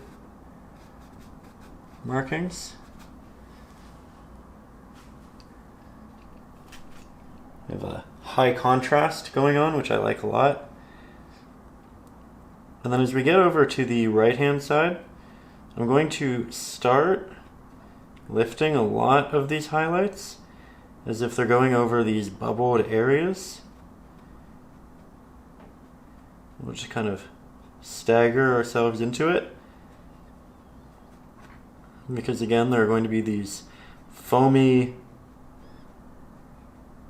protrusions to catch additional light, and the left hand side of them is going to be brighter because the light is going to be catching the left hand side.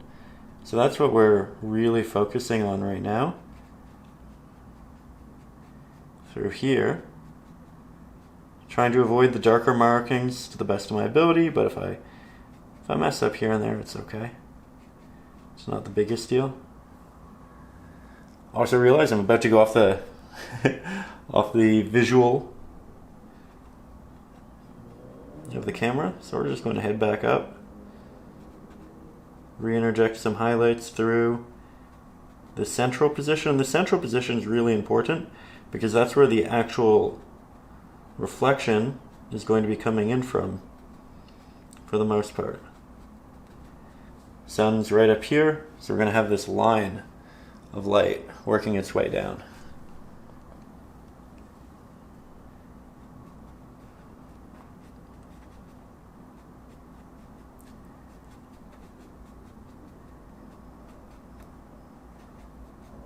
There we go.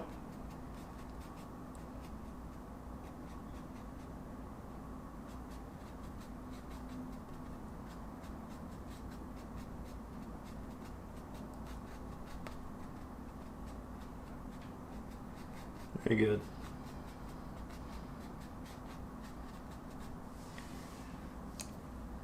We have the sweeping motion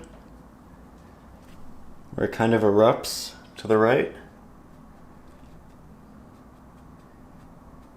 going in time after time to build it up.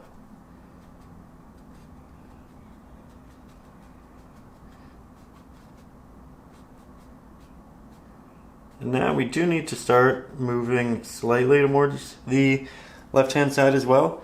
I'm not going to try to bring too much light, so what I might do is just work on the central areas until my brush starts to run out of pigment, and then when it's a bit more watery, that's when I'll start to explore over here to a greater degree.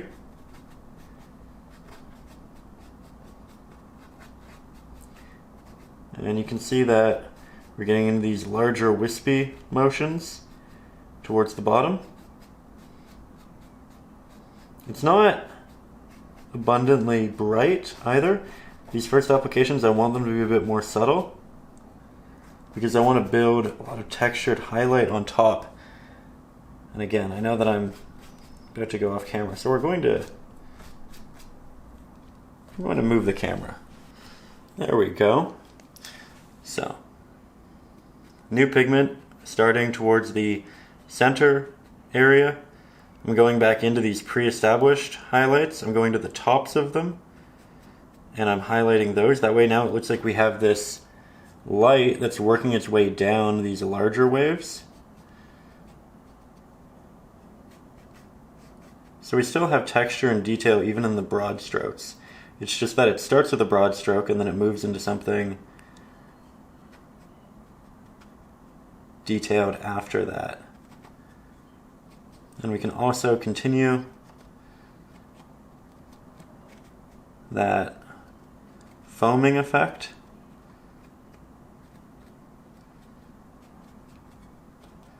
This will all make a lot more sense in later layers. But right now it's a lot of markings that move down like that until eventually we get to the wider markings down here.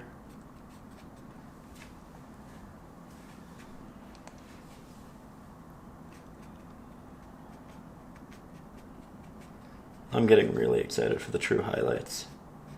I think that is going to get really pretty really soon.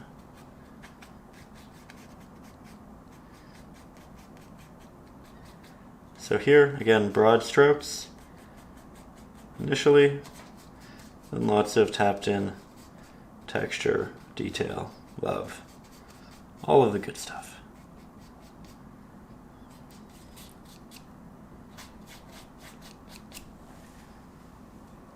So, I think we'll do a couple more highlights in the center with this brush, and then we'll take a step back and we'll see how it's looking as a whole, because that's important. When we're up close and we're just working on these details, it's easy to get hyper focused and say, oh, I need more of this and that, and I'll build up that highlight and I'll add texture here, and then all of a sudden maybe it's just a little bit too much in comparison to everything else, and then you have to heighten everything else or mute that which you just did. So it's important to take those steps back, look at it as a whole, and we're about to do exactly that.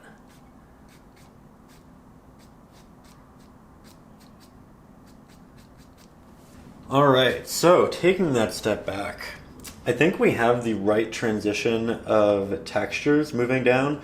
We have the right spacing. I'm happy with it. Now we really reinforce the highlights. We build it up, especially through that central point.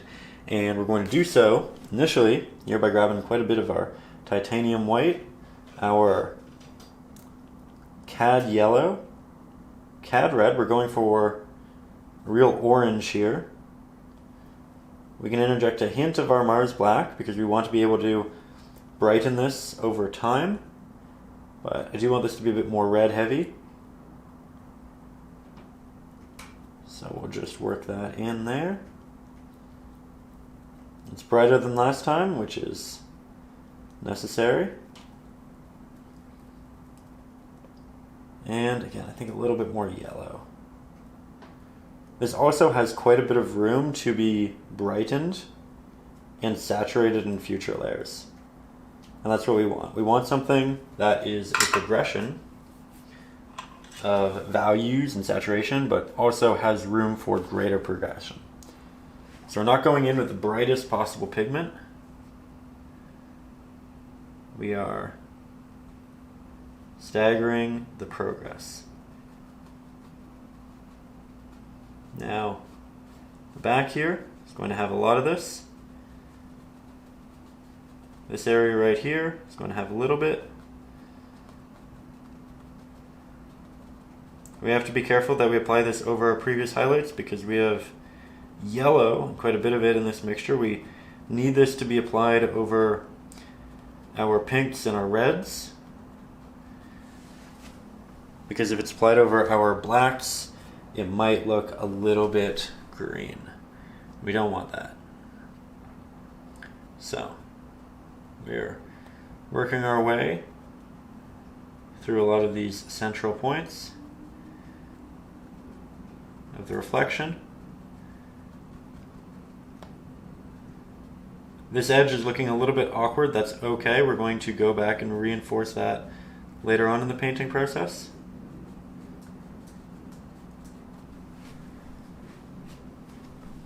You can see that these are starting to match in terms of values. This is a little bit more orange, and that's okay. As I start to run out of paint, I'm working my way towards the left-hand side, and I'm reinforcing that. Just building those highlights slightly, not dramatically.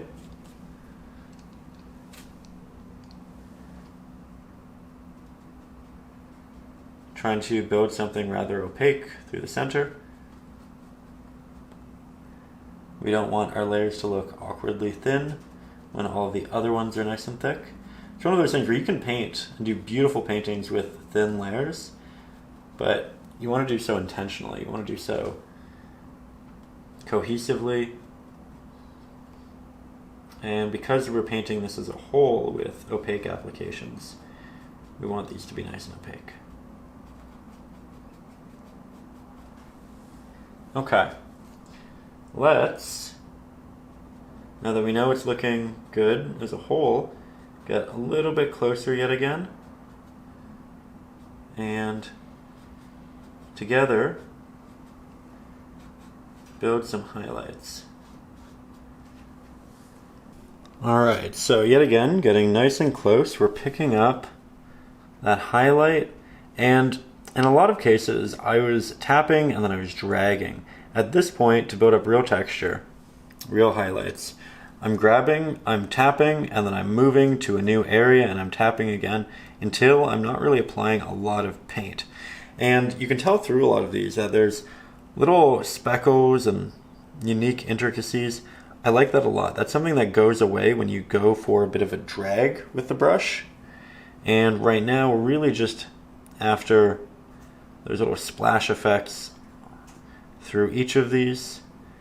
As we get towards the edges, that's where we can start to do a little bit more of a drag, because realistically these areas are just going to be less in focus, a bit farther away. We're not going to have that texture showing through, but we want the eye to really capture the texture in the middle.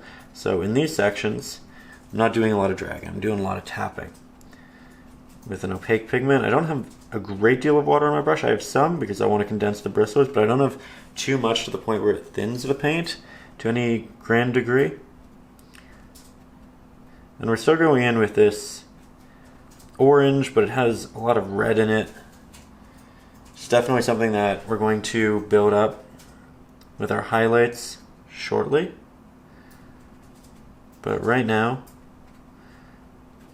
we're just getting this good, warm, ready orange base onto our canvas. And it might be tempting as you get into the foreground to start dragging again with the brush, but we're not going to do that. We're just going to make multiple taps along the larger edges of the waves.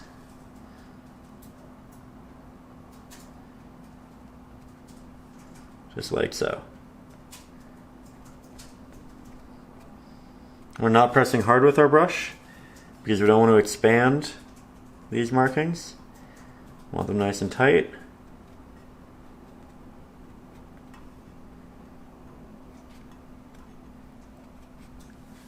Like that. Grab a bit more. And we can double down on some of the highlights in the foamed areas.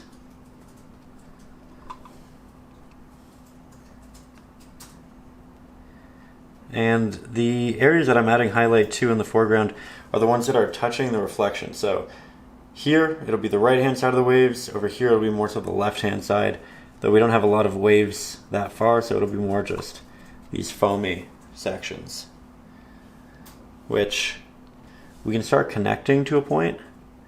And this will be done with a drag. But you can see that I'm going to find an area, and then I'm going to, using a corner of my brush, drag it out, and then I'll connect it to another one. And I don't want to connect them too high. I don't want to stagger it like stairs. I just want little chains of them that are fairly low.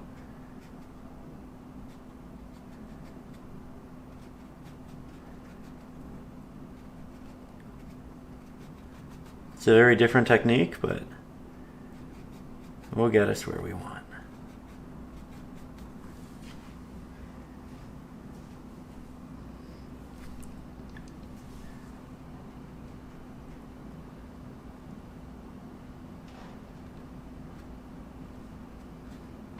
There we go. Now stepping back, I think that's working pretty well. And I'm ready to start doubling down on some of the foam and the shapes in there. So I'm going to the liner brush because we need something nice and sharp And I'm going to create this highlight that works its way around a lot of the edges. By create a highlight, I mean essentially work with what we were working with. You could interject a little bit of extra titanium white, but for the most part, it's that same pigment. We're just almost outlining the edges of these waves on the top portions of them. And the idea is that this is all of the areas that are catching light, and then there's that little drop off where that light isn't being caught. There we go. And then we can go into these and we can add further highlights. And I'm going to make it a little bit less dramatic than it is in the reference photo, just because I feel like it'll look maybe a little bit better in the painting if we are slightly more subtle with it. But we're still moving horizontally with a lot of them, connecting those little bumps through motions that kind of sweep downwards. Doubling down on the highlights and really building them up along the edge.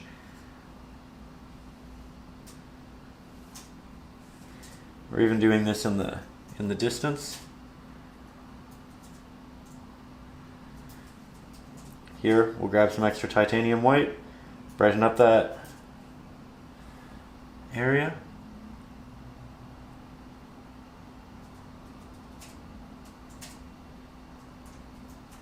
And you can see how it really adds form in a way that we were kind of lacking before. We can also interject this extra little wave in the back here through it. See that? So easy. I know you're a bit farther away, but right now we do want to look at this a bit more holistically rather than be too detail focused and oriented. I'm also a bit farther away. You can't see it, but I'm really putting my head back, trying to get a wider view of the painting as we start amalgamating these edges, building these good highlights. We don't even have the sunny highlights yet. We just have the bases, and I think it's already looking pretty strong. So we'll just make sure we put some real effort into defining these. You can use this highlight at the top to kind of visually congeal these 3 points of water, and then it opens up and it separates and it gets this beautiful effect. I like that a lot. You can just run a little bit of that highlight over here. Have it race across the horizon. There we go. Maybe some hints up here. We want it to still feel cohesive, and if it's just in that central spot, it might feel like the sun's reflection is just a little bit too strong. So we're going to break it out with a liner brush, predominantly going over previously highlighted areas over there, letting it dissipate as we get towards the left, following all of those same rules that we had before. But I think that looks good. And with that, let's work some real highlights in. Let's go back to this brush. Let's get a little bit closer and let's really focus on what we're doing with the sun. So from here, we want to grab some extra titanium white, some extra cad yellow, mix up a nice bright orange that leans yellow but is very opaque. A lot of titanium white in there. We're looking for a nice sunny hue. Something that can be built up but is already close to what we want. We're going to switch on over to the smaller flat-headed brush, as it's what we've applied a lot of this with. We're going to go under the light we're going to start tapping these highlights. Same way that we did before. And we're dragging it towards the top in that area there. Everything's kind of connected. But this is something that for the most part is going to exist vertically via taps. This isn't our final highlight. This is also a highlight that we're trying to build on top of our previous highlights. We built those red bases so that we could apply something more yellow in areas that have a lot of dark Mars black heavy foundations. There we are. And this is one of those things where we're going to be quite close to the canvas for a while, and when we take our heads and we pull them back, I think it'll look pretty good. So just stick with it.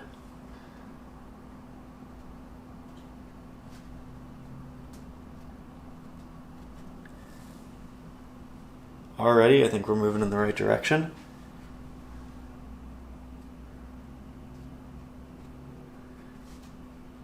Love when we can get some real texture on the brush. Translate that to the canvas. Have the pigment actually protrude a little bit. Almost like we're working with oils. I think it looks really good in reflections. This is how we paint reflected light. We just build up those highlights.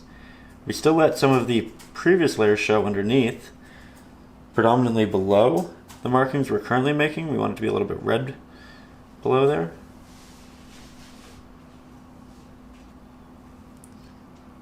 Keep grabbing more.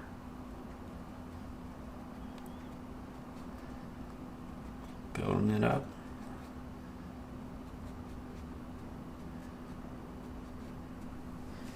There we go.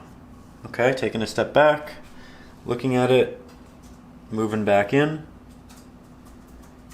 And I think I wanted some that are just slightly outside of the realm of where we are,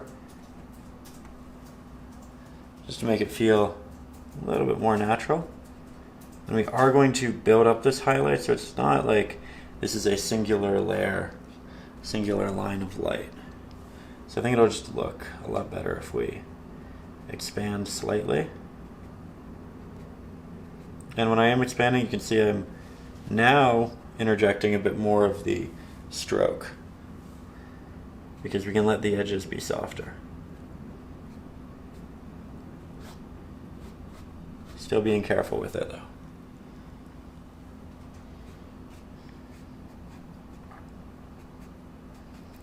We're just getting farther and farther away from all of those initially very dark hues.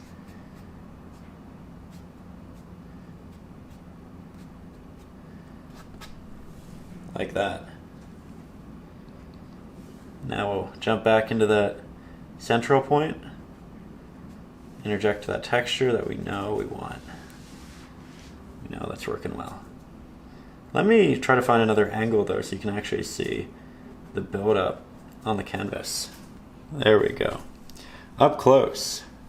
It's one of those things where it doesn't really look like anything. It's a bit more abstract. When you peel back, it all comes together in a beautiful way. Here, admittedly, I think I did too many taps that time. I didn't have enough texture to really make those last applications count. So we're going to go back over them again. We're just trying to apply as much paint as we can. Acrylics are innately thin and transparent, but if we go in very intentionally, we can get something opaque, and we really want to do that through the highlights. So I'm just going to build these through here. It's getting more sparse. We do want hints of it as we work our way into the sides. And this is where they really start to make sense.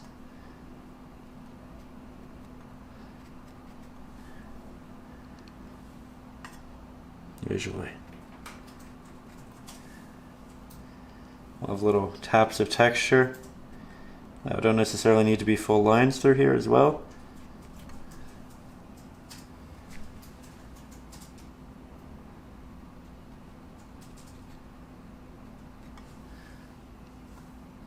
Some of these bigger waves are going to have multiple applications. We'll go back a couple of times. Really fill it out.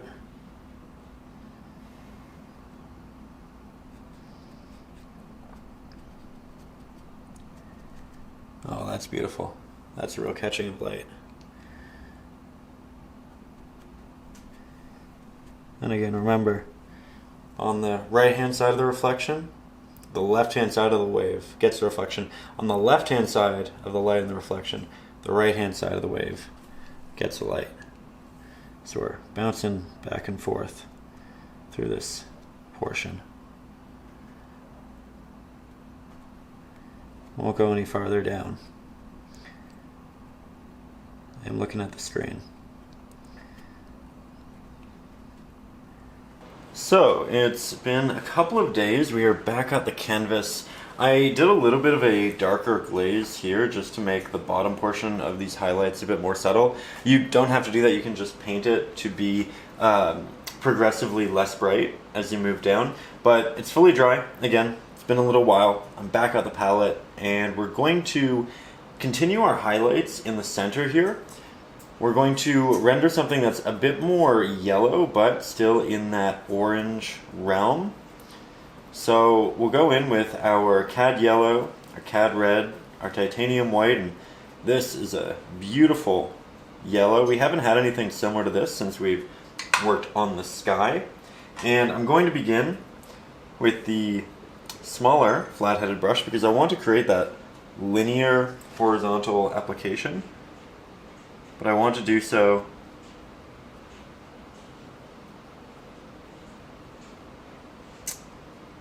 with quite a bit of paint so that I can render a lot of different markings. We're going to really start at the top, close to the light, and we'll work our way down. Now, it's also worth noting that we're going to try to keep this fairly condensed, fairly close to the center portion initially, with it just occasionally streaming out into areas that'll catch a bit more light on the edges. But for the most part, it's there. We can also grab our liner brush and do the same with this. Also, it's one of those days where it's sunny and then it's cloudy and then it's sunny. So we're going to adjust the lighting here as we go. I think that looks a bit brighter. Keeping texture in the central area is important. So I'm going in with a lot of paint and I'm grabbing more frequently. I'm not spreading it dramatically. And I'll go back over those same central areas numerous times. We're going to build this out to get a bit wider as we find the middle of the canvas, and I'm applying it exclusively over areas that have pre-existing light, like that.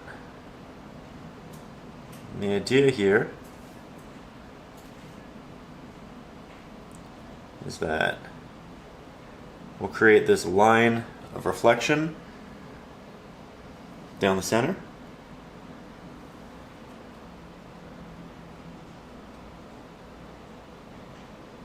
Going over it multiple times. I built up a thick base so my second, third, fourth application can be a little bit more thin, a little bit more soft. Give me something that's looks more like a smoother blend.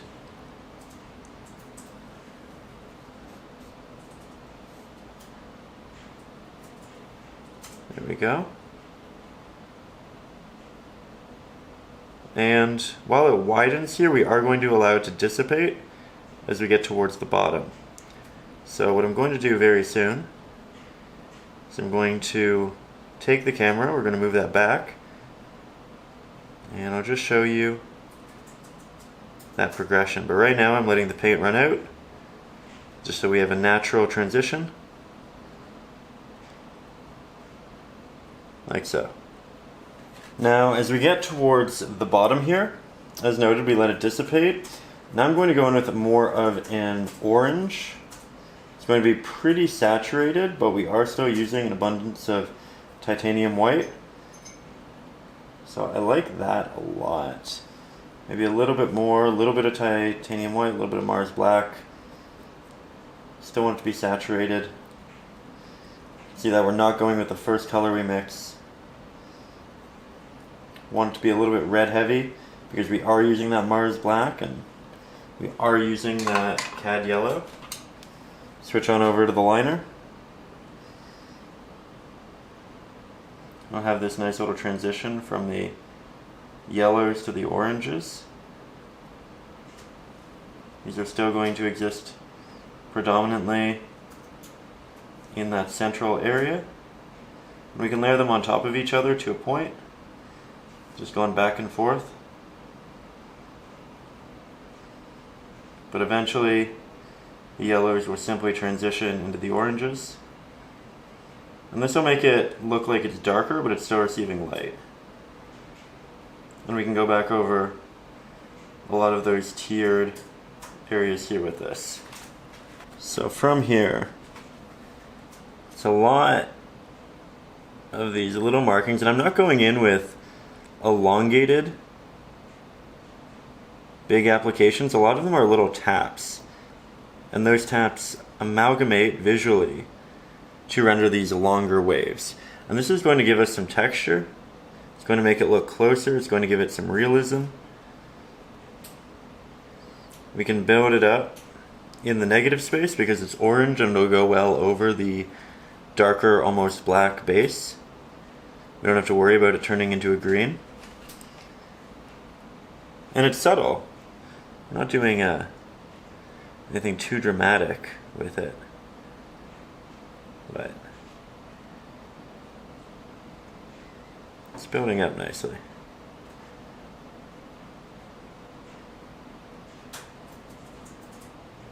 Find the more taps in general through these areas, the better. And if you overdo it, it's okay because we can always just reincorporate those darker bases really easily. It's a lot easier to add the darker layers than it is the light ones. We have to build up the light ones. Typically the dark ones you can just kind of throw it on.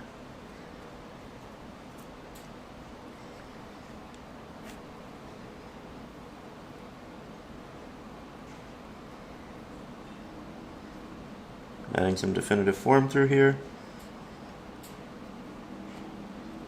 Like that. Now take a step back. We'll grab quite a bit of additional titanium white, a little bit of that Cad yellow, a little bit of our Cad red.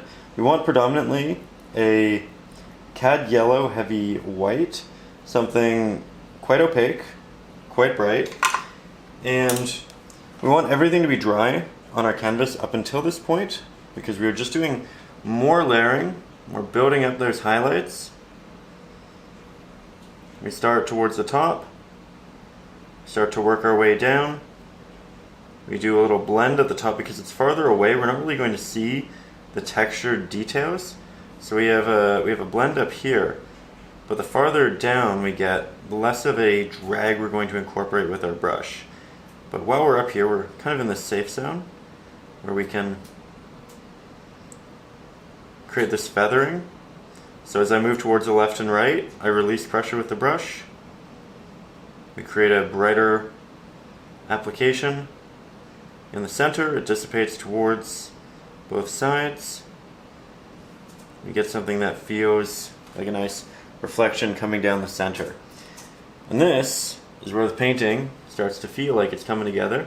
It's going to require many a layer, especially if we're doing those drags, because those drags do thin the pigment, but that's okay. We'll start to incorporate a little bit of spacing between our applications as we get into that mid-ground.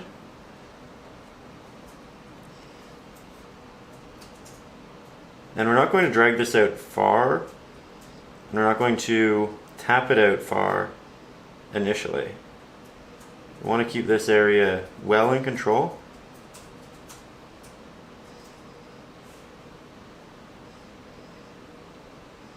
Apply it fairly intentionally, centrally, adding highlights to the tops of all of our pre-existing highlights. That goes for both the yellow and the orange within this space. In the reference photo, it's a bit more red, it's a bit more orange, it's a bit more yellow, but I think having this stark brightness is a really good way of bringing that eye in. I like the artistic liberty that it is. That said, again, I know that we do a lot of layers, we've gone back and forth.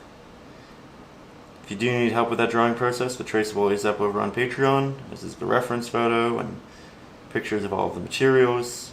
You can also get this in ad-free and sometimes a little bit early. For those of you who are new here, you can also get my ebooks, which includes Acrylics for Beginners, which is essentially the essentials, everything you need to know about acrylic painting before you jump into your first acrylic painting. You can find that up there.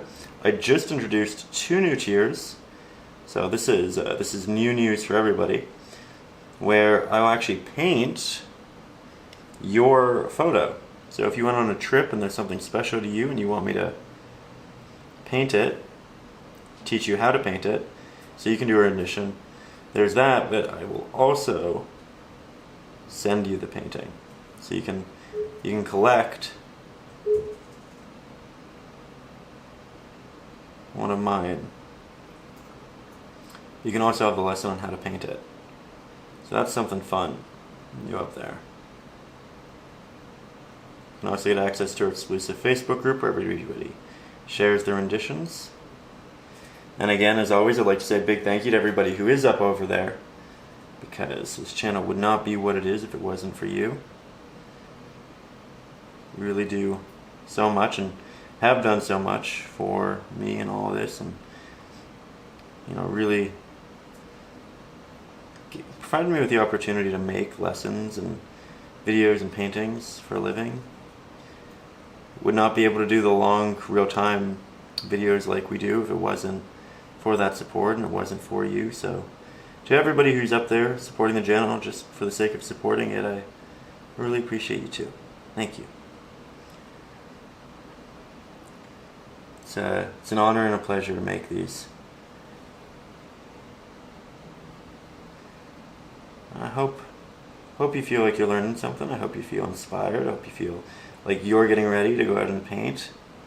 This is a very cathartic portion of the painting. I always love adding the highlights. There we go. So we're trying to keep it fairly central, but we're also building out those highlights in a subtle way.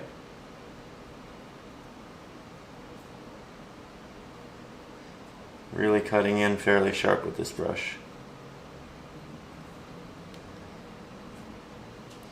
Let's get a little bit closer. So from here, we're sticking with that same liner brush, doubling down on the center areas, and because we're using so much titanium white, because it's so thick, we can even work this over some of the negative space and start to combine some of those central areas. And I'm doing that to really reinforce this line, which is working its way through the painting. That said, if we go in with that down here, we need to make sure that it's at the top as well, because it's going to be really the brightest at the top.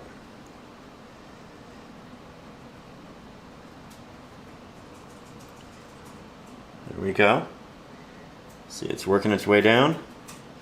And while we are connecting areas, we are still going to keep openings We just slowly connect them as we see fit.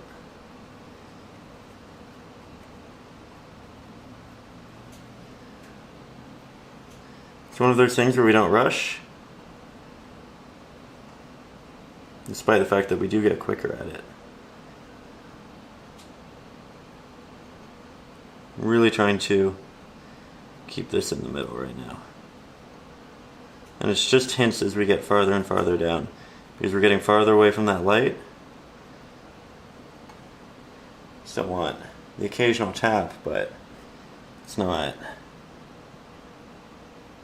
as dramatic, not as frequent.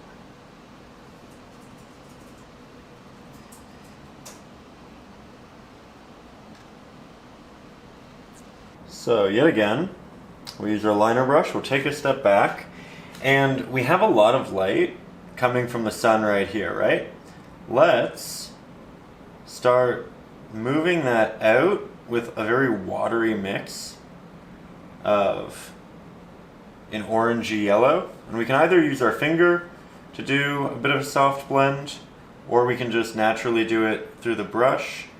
But we want to make this glow, essentially, come from the sun. And we can make it wide initially, like that. But then double down on those central areas, make them nice and bright. It's not as bright as what we have in the actual sky, but it is brighter. And it's just giving us this extra illuminated look, just helping us build.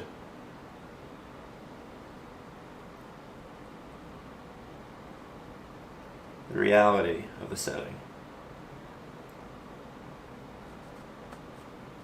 There we go. I like to keep it extra strong in the center and have that little bit of a blend. Still quite a bit to do, but we're making real progress. And I like it in general. Might add a little bit of a highlight, a soft one, to the protruding areas of our wave, kind of working its way in. Not doing a lot with this, just enough to show that it is raised and protrudes. Then with a very watery mix we can add slight accent highlights. We can build out these. We can even do a little bit of a glaze if you want to. You don't have to. You can watch me do it first.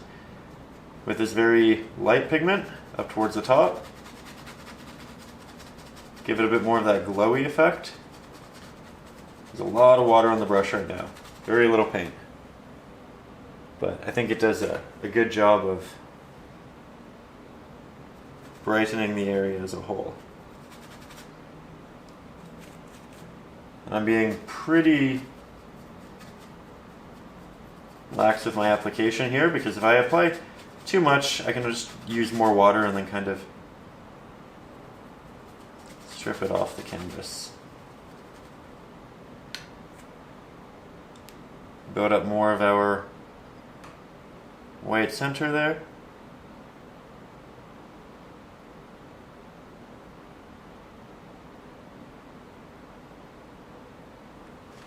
There we go. Making a lot of progress.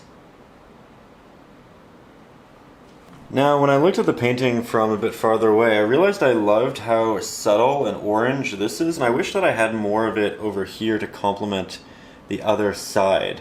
So I think we're going to mix up a similar orange using our 2 cadmiums, a lot of our titanium white, just like that. We want it to be somewhat desaturated, so we'll add in a hint of Mars Black. And we'll just bounce between these 4 pigments. You know, maybe we'll make it 5. Maybe we'll do a little bit of burnt sienna, till we get a muted orange.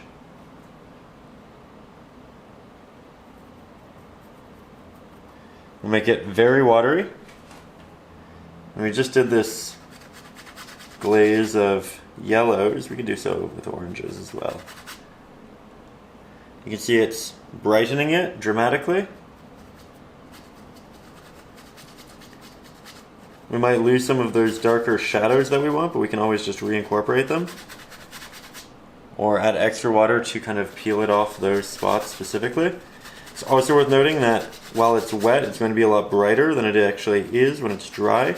So it might look like a lot right now, but as it dries, it's going to become much more reasonable. I think we'll do a bit more yellow. And this is a really fun part of the process. You don't have to do it. This is just if you want to brighten things, darken things, change the colors a little bit. But now I'm blending washes.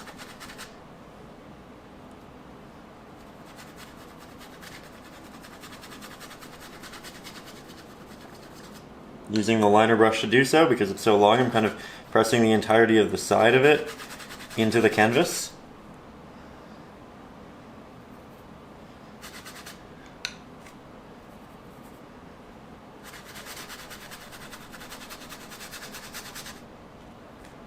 And we'll just continue to bring that down. You can see that as it dries, it gets a lot darker again. It's less saturated as a whole, and that's good. I actually want that. But maybe we'll do a combination of the two. We can rework in our shadows after, should we want to. You might not want to. You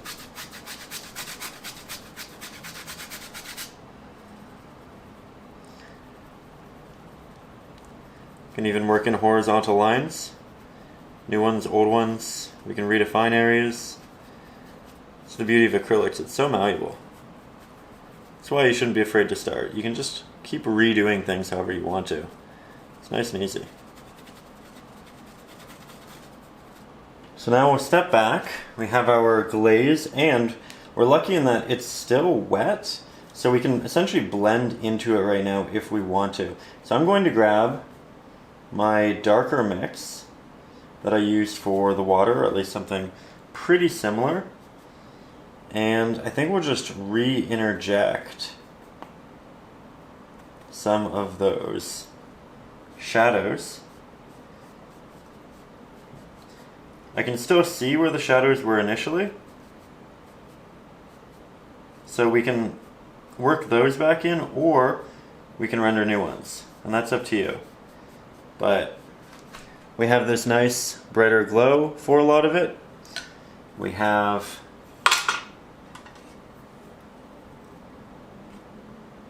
the opportunity to interject as much contrast late into the painting as we want through this technique. We're getting soft blends because the wash made it all very watery and wet.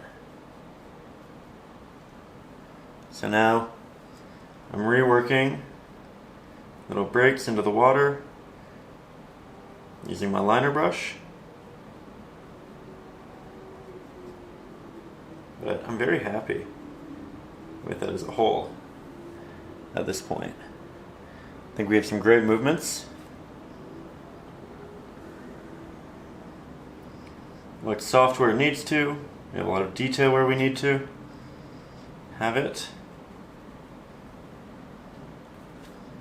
I think I'm going to go back to adding highlights towards the top area many a time.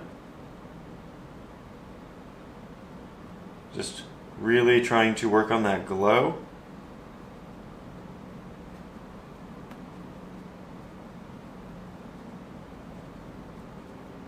There we go. Now, once we're happy with our values or glazes or saturation, we're going to go back to our palette. We'll grab some Ultramarine blue, Mars black, and titanium white. We'll start off with a fairly dark or mid-value mix. And the idea here is that we are going to, maybe also a little bit of burnt sienna, we're going to render some foam, a larger patch of it, patches that are kind of working through the water. Now, This is something you don't have to do. It's going to add a lot of extra detail. It'll add some cooler hues to a warm area and nice contrast, but it'll also complicate the space. And if you want a simple reflection and beach, then I think here is not necessarily where you continue. Maybe we pick up in a further step, but right now I'm going to go in with this blue. I'm just looking at my reference photo. I've drawn a bit of it in the traceable if you're working with that. But I'm going in and I'm drawing with the smaller flat-headed brush some of our foam. I'll go in with a now lighter application. This is just with the interjection of some titanium white. And this is supposed to follow the highlights of the tops of some of our waves. And we can work it back. It'll be a lot larger towards us. More titanium white, a little bit more of our ultramarine blue. We're building these highlights. I'm blending a lot of it wet into wet. But I think it looks great next to the orange. And it too can have these highlights. So you can build it out from a lot of the yellows in the center.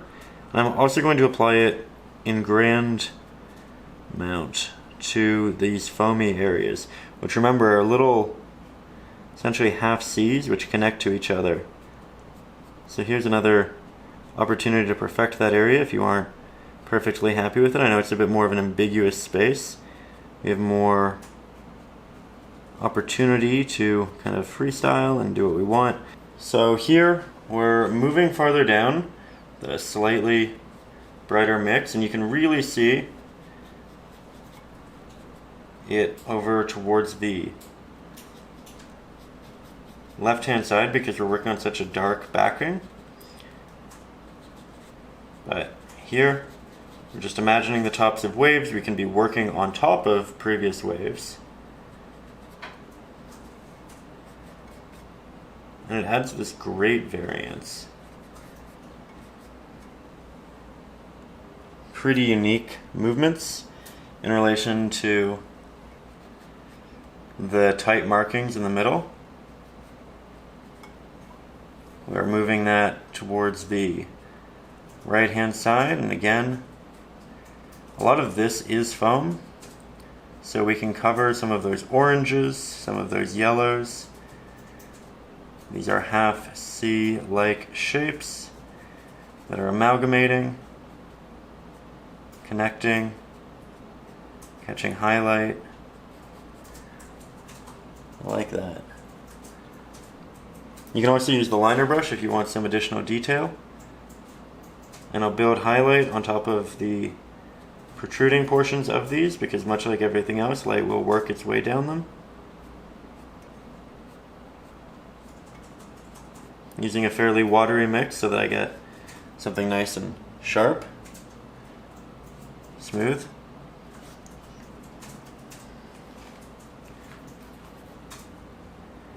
And this does work its way all the way up, but these markings do just get smaller and smaller.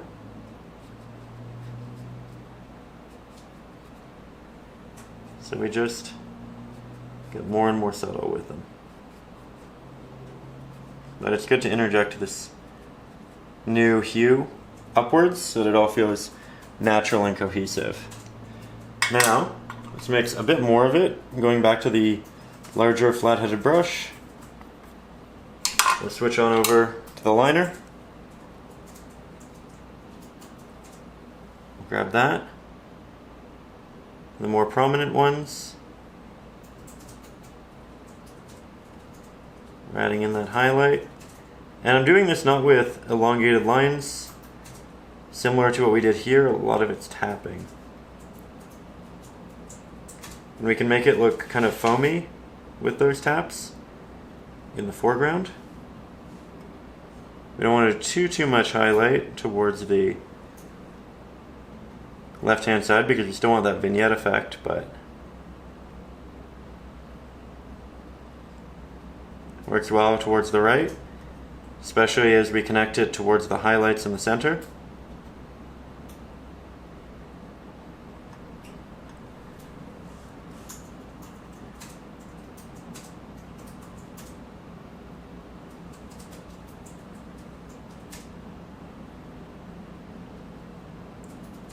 And as you build it up, it just looks better and better. Be careful that it doesn't get brighter than the actual highlights in the middle, but towards that central spot it can get pretty bright and then dissipate as we move outwards, just like the actual highlight.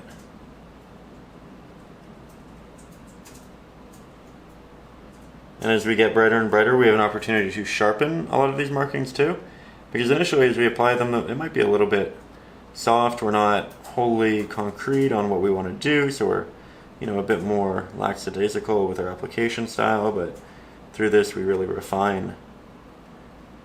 And this isn't every wave, so be careful of that too. This is more of where that foam made sense, which is in larger bits here and there. Want to be careful of not bringing that highlight too far to the left.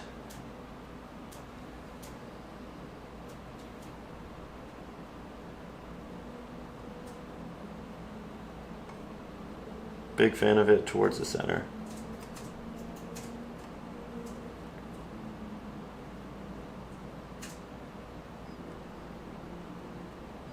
Lots of little highlights over here. Let's get you a bit closer again. So here we are, nice and up close. We're going to go over pre-existing areas. And here you can see making lots of those little sharper C shapes. Combining them, we can run a little bit of this over this edge, make it sharper.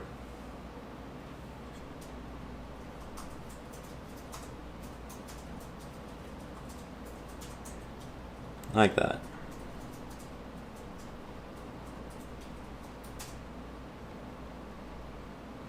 You can see how it feels like it's building. There's this rise, there's this ripple, it's condensing. There's a lot of foam right over here on the right hand side. It's also great in contrast to the orange. Blue and orange are complementary colors, which means they make each other pop, make each other stand out. And in a setting with so much orange, it's a great contrasting feature.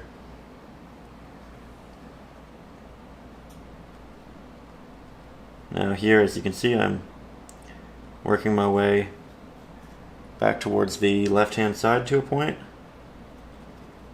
And the foam can have more unique shape than water in a lot of ways.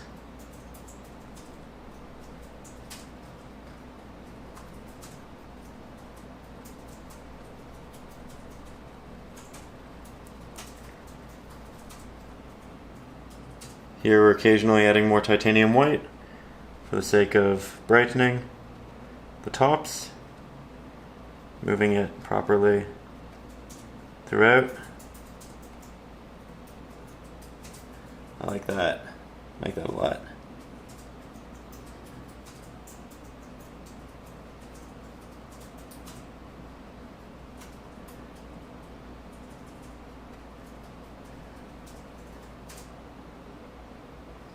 Just trying to create interesting markings.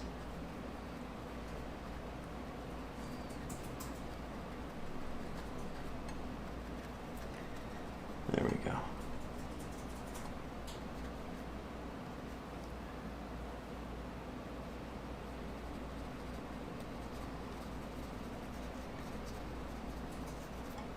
Now, once I'm happy with a lot of that foam, we're going to remake the highlight that we used for a lot of the center reflection. So a lot of titanium white, a little bit of our cad yellow, even less of our cad red. We're going back in with our liner brush, which is nice and clean. And I'm just going to tap some highlights onto the tops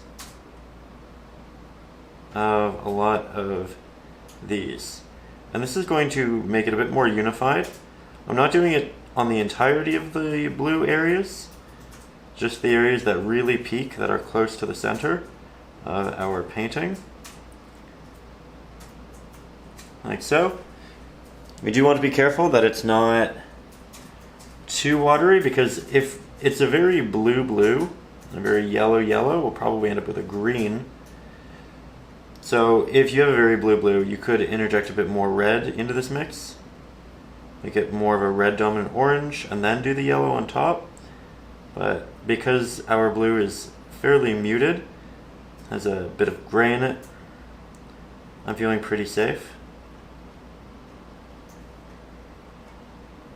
Can also build up from the orange. A lot more layering will typically do a painting good.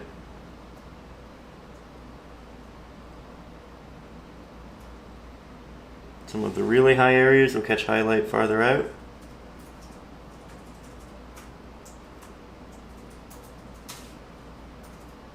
See, I'm bouncing around a lot. Just trying to get that wider perspective and make sure that I'm adding it in the right areas. But again, it's a lot of tapping. And we'll even go back and re-interject some highlight into the center. We're always just building this up, especially if we're glazing, because every time we glaze, we're probably taking the value down just a little bit, making it slightly less bright, making the painting as a whole more cohesive, but you might want to go back and readjust your values. That's just what I'm doing right here.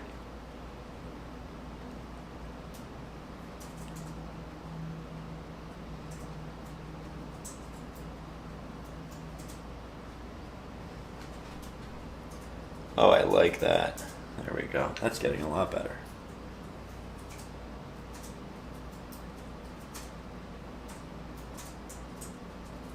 I'm going to expand some of these highlights.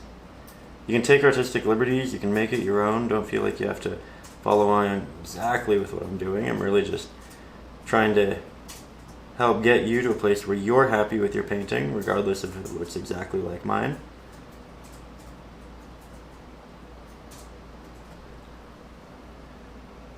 I like the somewhat randomized spots of highlight in the protruding areas to the left and right. I think it adds a good balance and a bit of a shimmer to it. So let's go in with some taps to the left and right. This is what it was missing. We found it.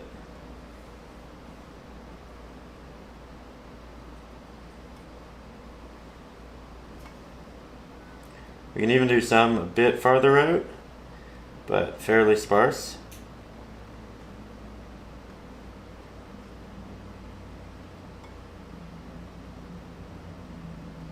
There we go.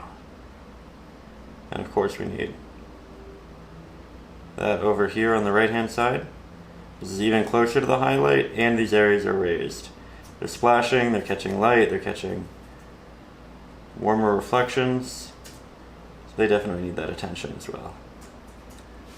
So now here again, we're getting nice and close. We'll grab some of that cad yellow, titanium white, hint of cad red just to warm it up.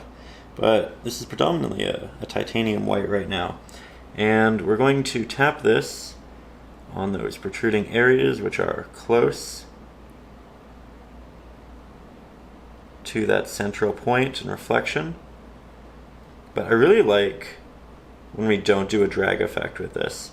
I think just that sparkle of light goes a really long way in these, and we can even put it on the foam that's kind of on the side here. We don't want too much, and if we put it to a dramatic degree through here, we also need to start moving it over onto that left-hand side. It doesn't have that foam, but I think just for balancing the highlight and keeping the eye moving in a way that we want to, we should probably put it over here. And we're just building, we're just tapping. If you do a little bit too much, it's okay. We just cover it up with that darker hue or with foam. We have a couple of options at this point, which is pretty freeing. And we're making the water a lot more eclectic through the use of the foam and these highlights. Again, you don't have to do it, but I'm definitely a fan. As you move out from the center, you can also make these highlights a bit more orange depending upon what you want to do.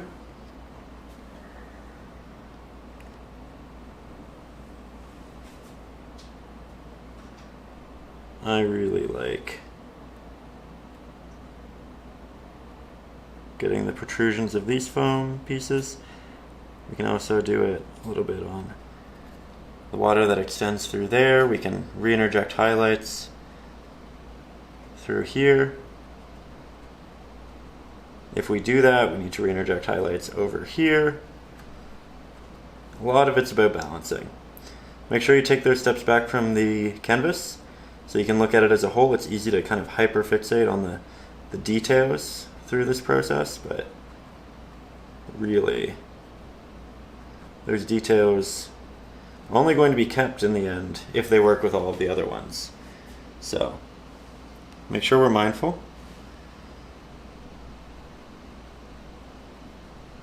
Another area that I think could use some minute taps akin to what we're currently doing is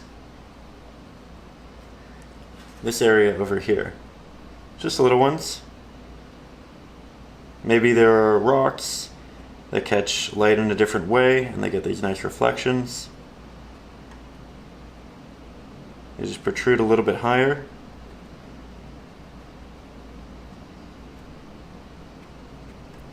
Again, I think it adds a nice sparkle to the painting.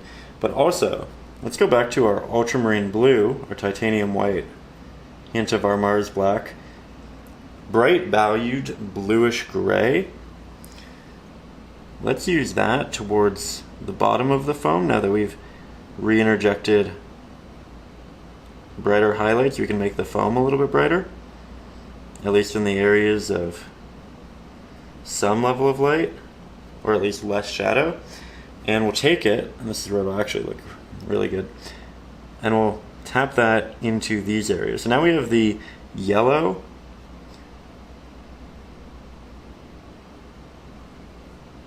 highlights, we have the blue highlights. We'll make the blue ones even bigger.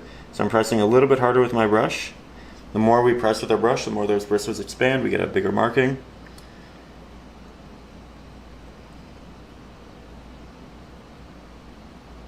And I think the yellow, the orange, the blue all work in conjunction back and forth.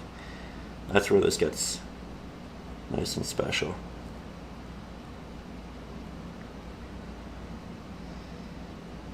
And we can even do little taps out in the sand. I might soften those with my finger just a little bit.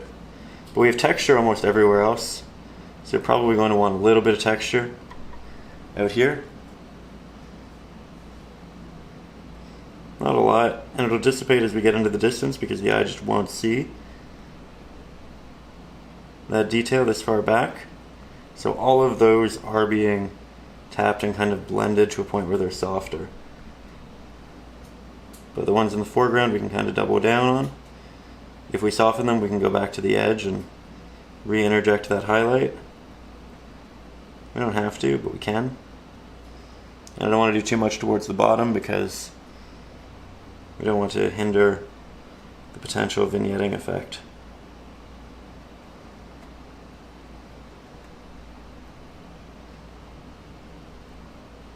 There we go.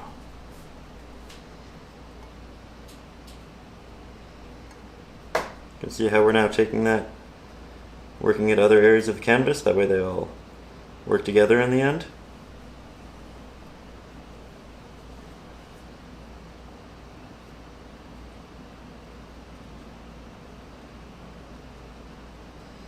Lots of little dots.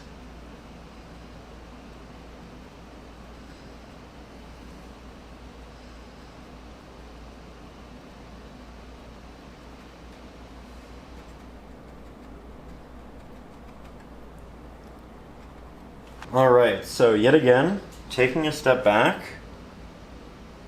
painting from a bit of a distance. You can see how I'm holding my brush. It's not like a pencil.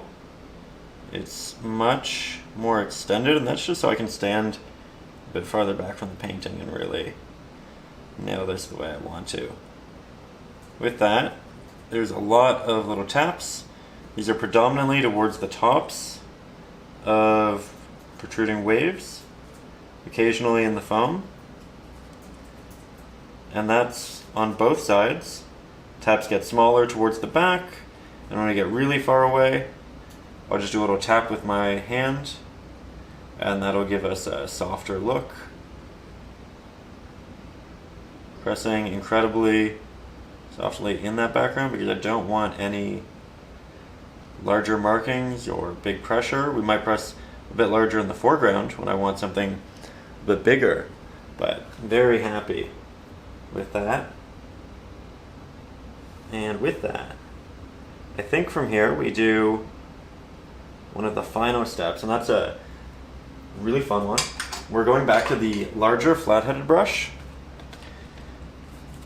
We'll grab our titanium white, our cad yellow, hint of our cad red, but significantly less than the yellow. We want this to be our brightest pigment yet. I'm going to spread it quite wide on the palette, and I want it to be very consistent all the way through, so I'm doing a good mix. Then we're going to pick up our fan brush. It has all of these little markings, great for rendering myriad of taps all at once. I'm going to go into the central portion of our highlights, and I'm just going to tap these on. I'm not pressing the entirety of the brush into the canvas because that would just have too many markings and it'd be difficult to control. So I'm just going in with about a third of the brush every time. But this is adding a lot of texture and sheen, shine, shimmer to the highlights that we have in the center there. Love the fan brush. Just adds so much detail so quickly. It does a beautiful job at exactly that. We can work it out into some of the edges here and there. I think that it does have a place over in the foam a little bit, but we want to start in the middle, give ourselves some practice, because this does apply a lot of paint, applying the smallest markings possible, the least amount of pressure possible. We don't want to expand our bristles, and when you press with real force on this brush, you combine the bristles. It doesn't just make them larger, but it makes the taps less abundant. And what we really want here is that abundance of texture, detail, that we can't render with any other brush. There we go. Okay. From there, I think we'll switch on back to the larger flat-headed brush. We'll go with something a little bit brighter. Just build it up. We'll go back to the fan brush. Apply that in the center of these areas. Build that up. Just really condense the light into that middle portion. Get a great shine. I love this. I think that's where a lot of the magic happens. That said, this just about brings us to the conclusion of this one. So I would like to say a big thank you to all of you for still being here. You know, on average, there's about 13% of the people who click the video and make it to the end. And if you are part of that 13%, I think that speaks to the fact that you are quite a dedicated learner, and I think that speaks to the fact that you're probably going to do a great job on the painting in your rendition. So I hope you had fun. I hope you learned a lot. If you haven't already, subscribe. Try to put these out every other week, if not every week. And again, if you need help with the drawing process, the traceable is up over on Patreon. You can also find my brush set in the video description if you want to work with the exact same brushes that I am. You like the fan brush, you like the liner brush, the different flatheads. I use that same set for all the acrylic lessons on this channel, so when you get it, you don't have to worry about picking up new brushes in the future or anything like that. You just know you have everything and you're ready for whatever lesson is released. But I really like how this turned out. Hope you do too. At the end of these, typically we do a little keyword, something to note that you are part of that 13%. You can use it in the comments, you can incorporate it in a sentence, or you can just say it as a comment itself. Today I think the word is shimmer. That's really what we're going for in a lot of this water. So you can tell me about some beautiful shimmering water you've seen, or perhaps talk about rendering it, whatever you like, whatever's comfortable. But I hope you have a wonderful time. Thank you for being here. I will see you soon with a brand new painting lesson. And I'm excited for summer. I'm excited to paint a lot more beaches, to paint some beautiful valleys and hills, different greenery, and I think it's just it's a wonderful time to be a painter. So I'll see you soon. Hope you're doing well. Remember to drink some water, have some food in between, stay healthy, and yeah, we'll see each other soon.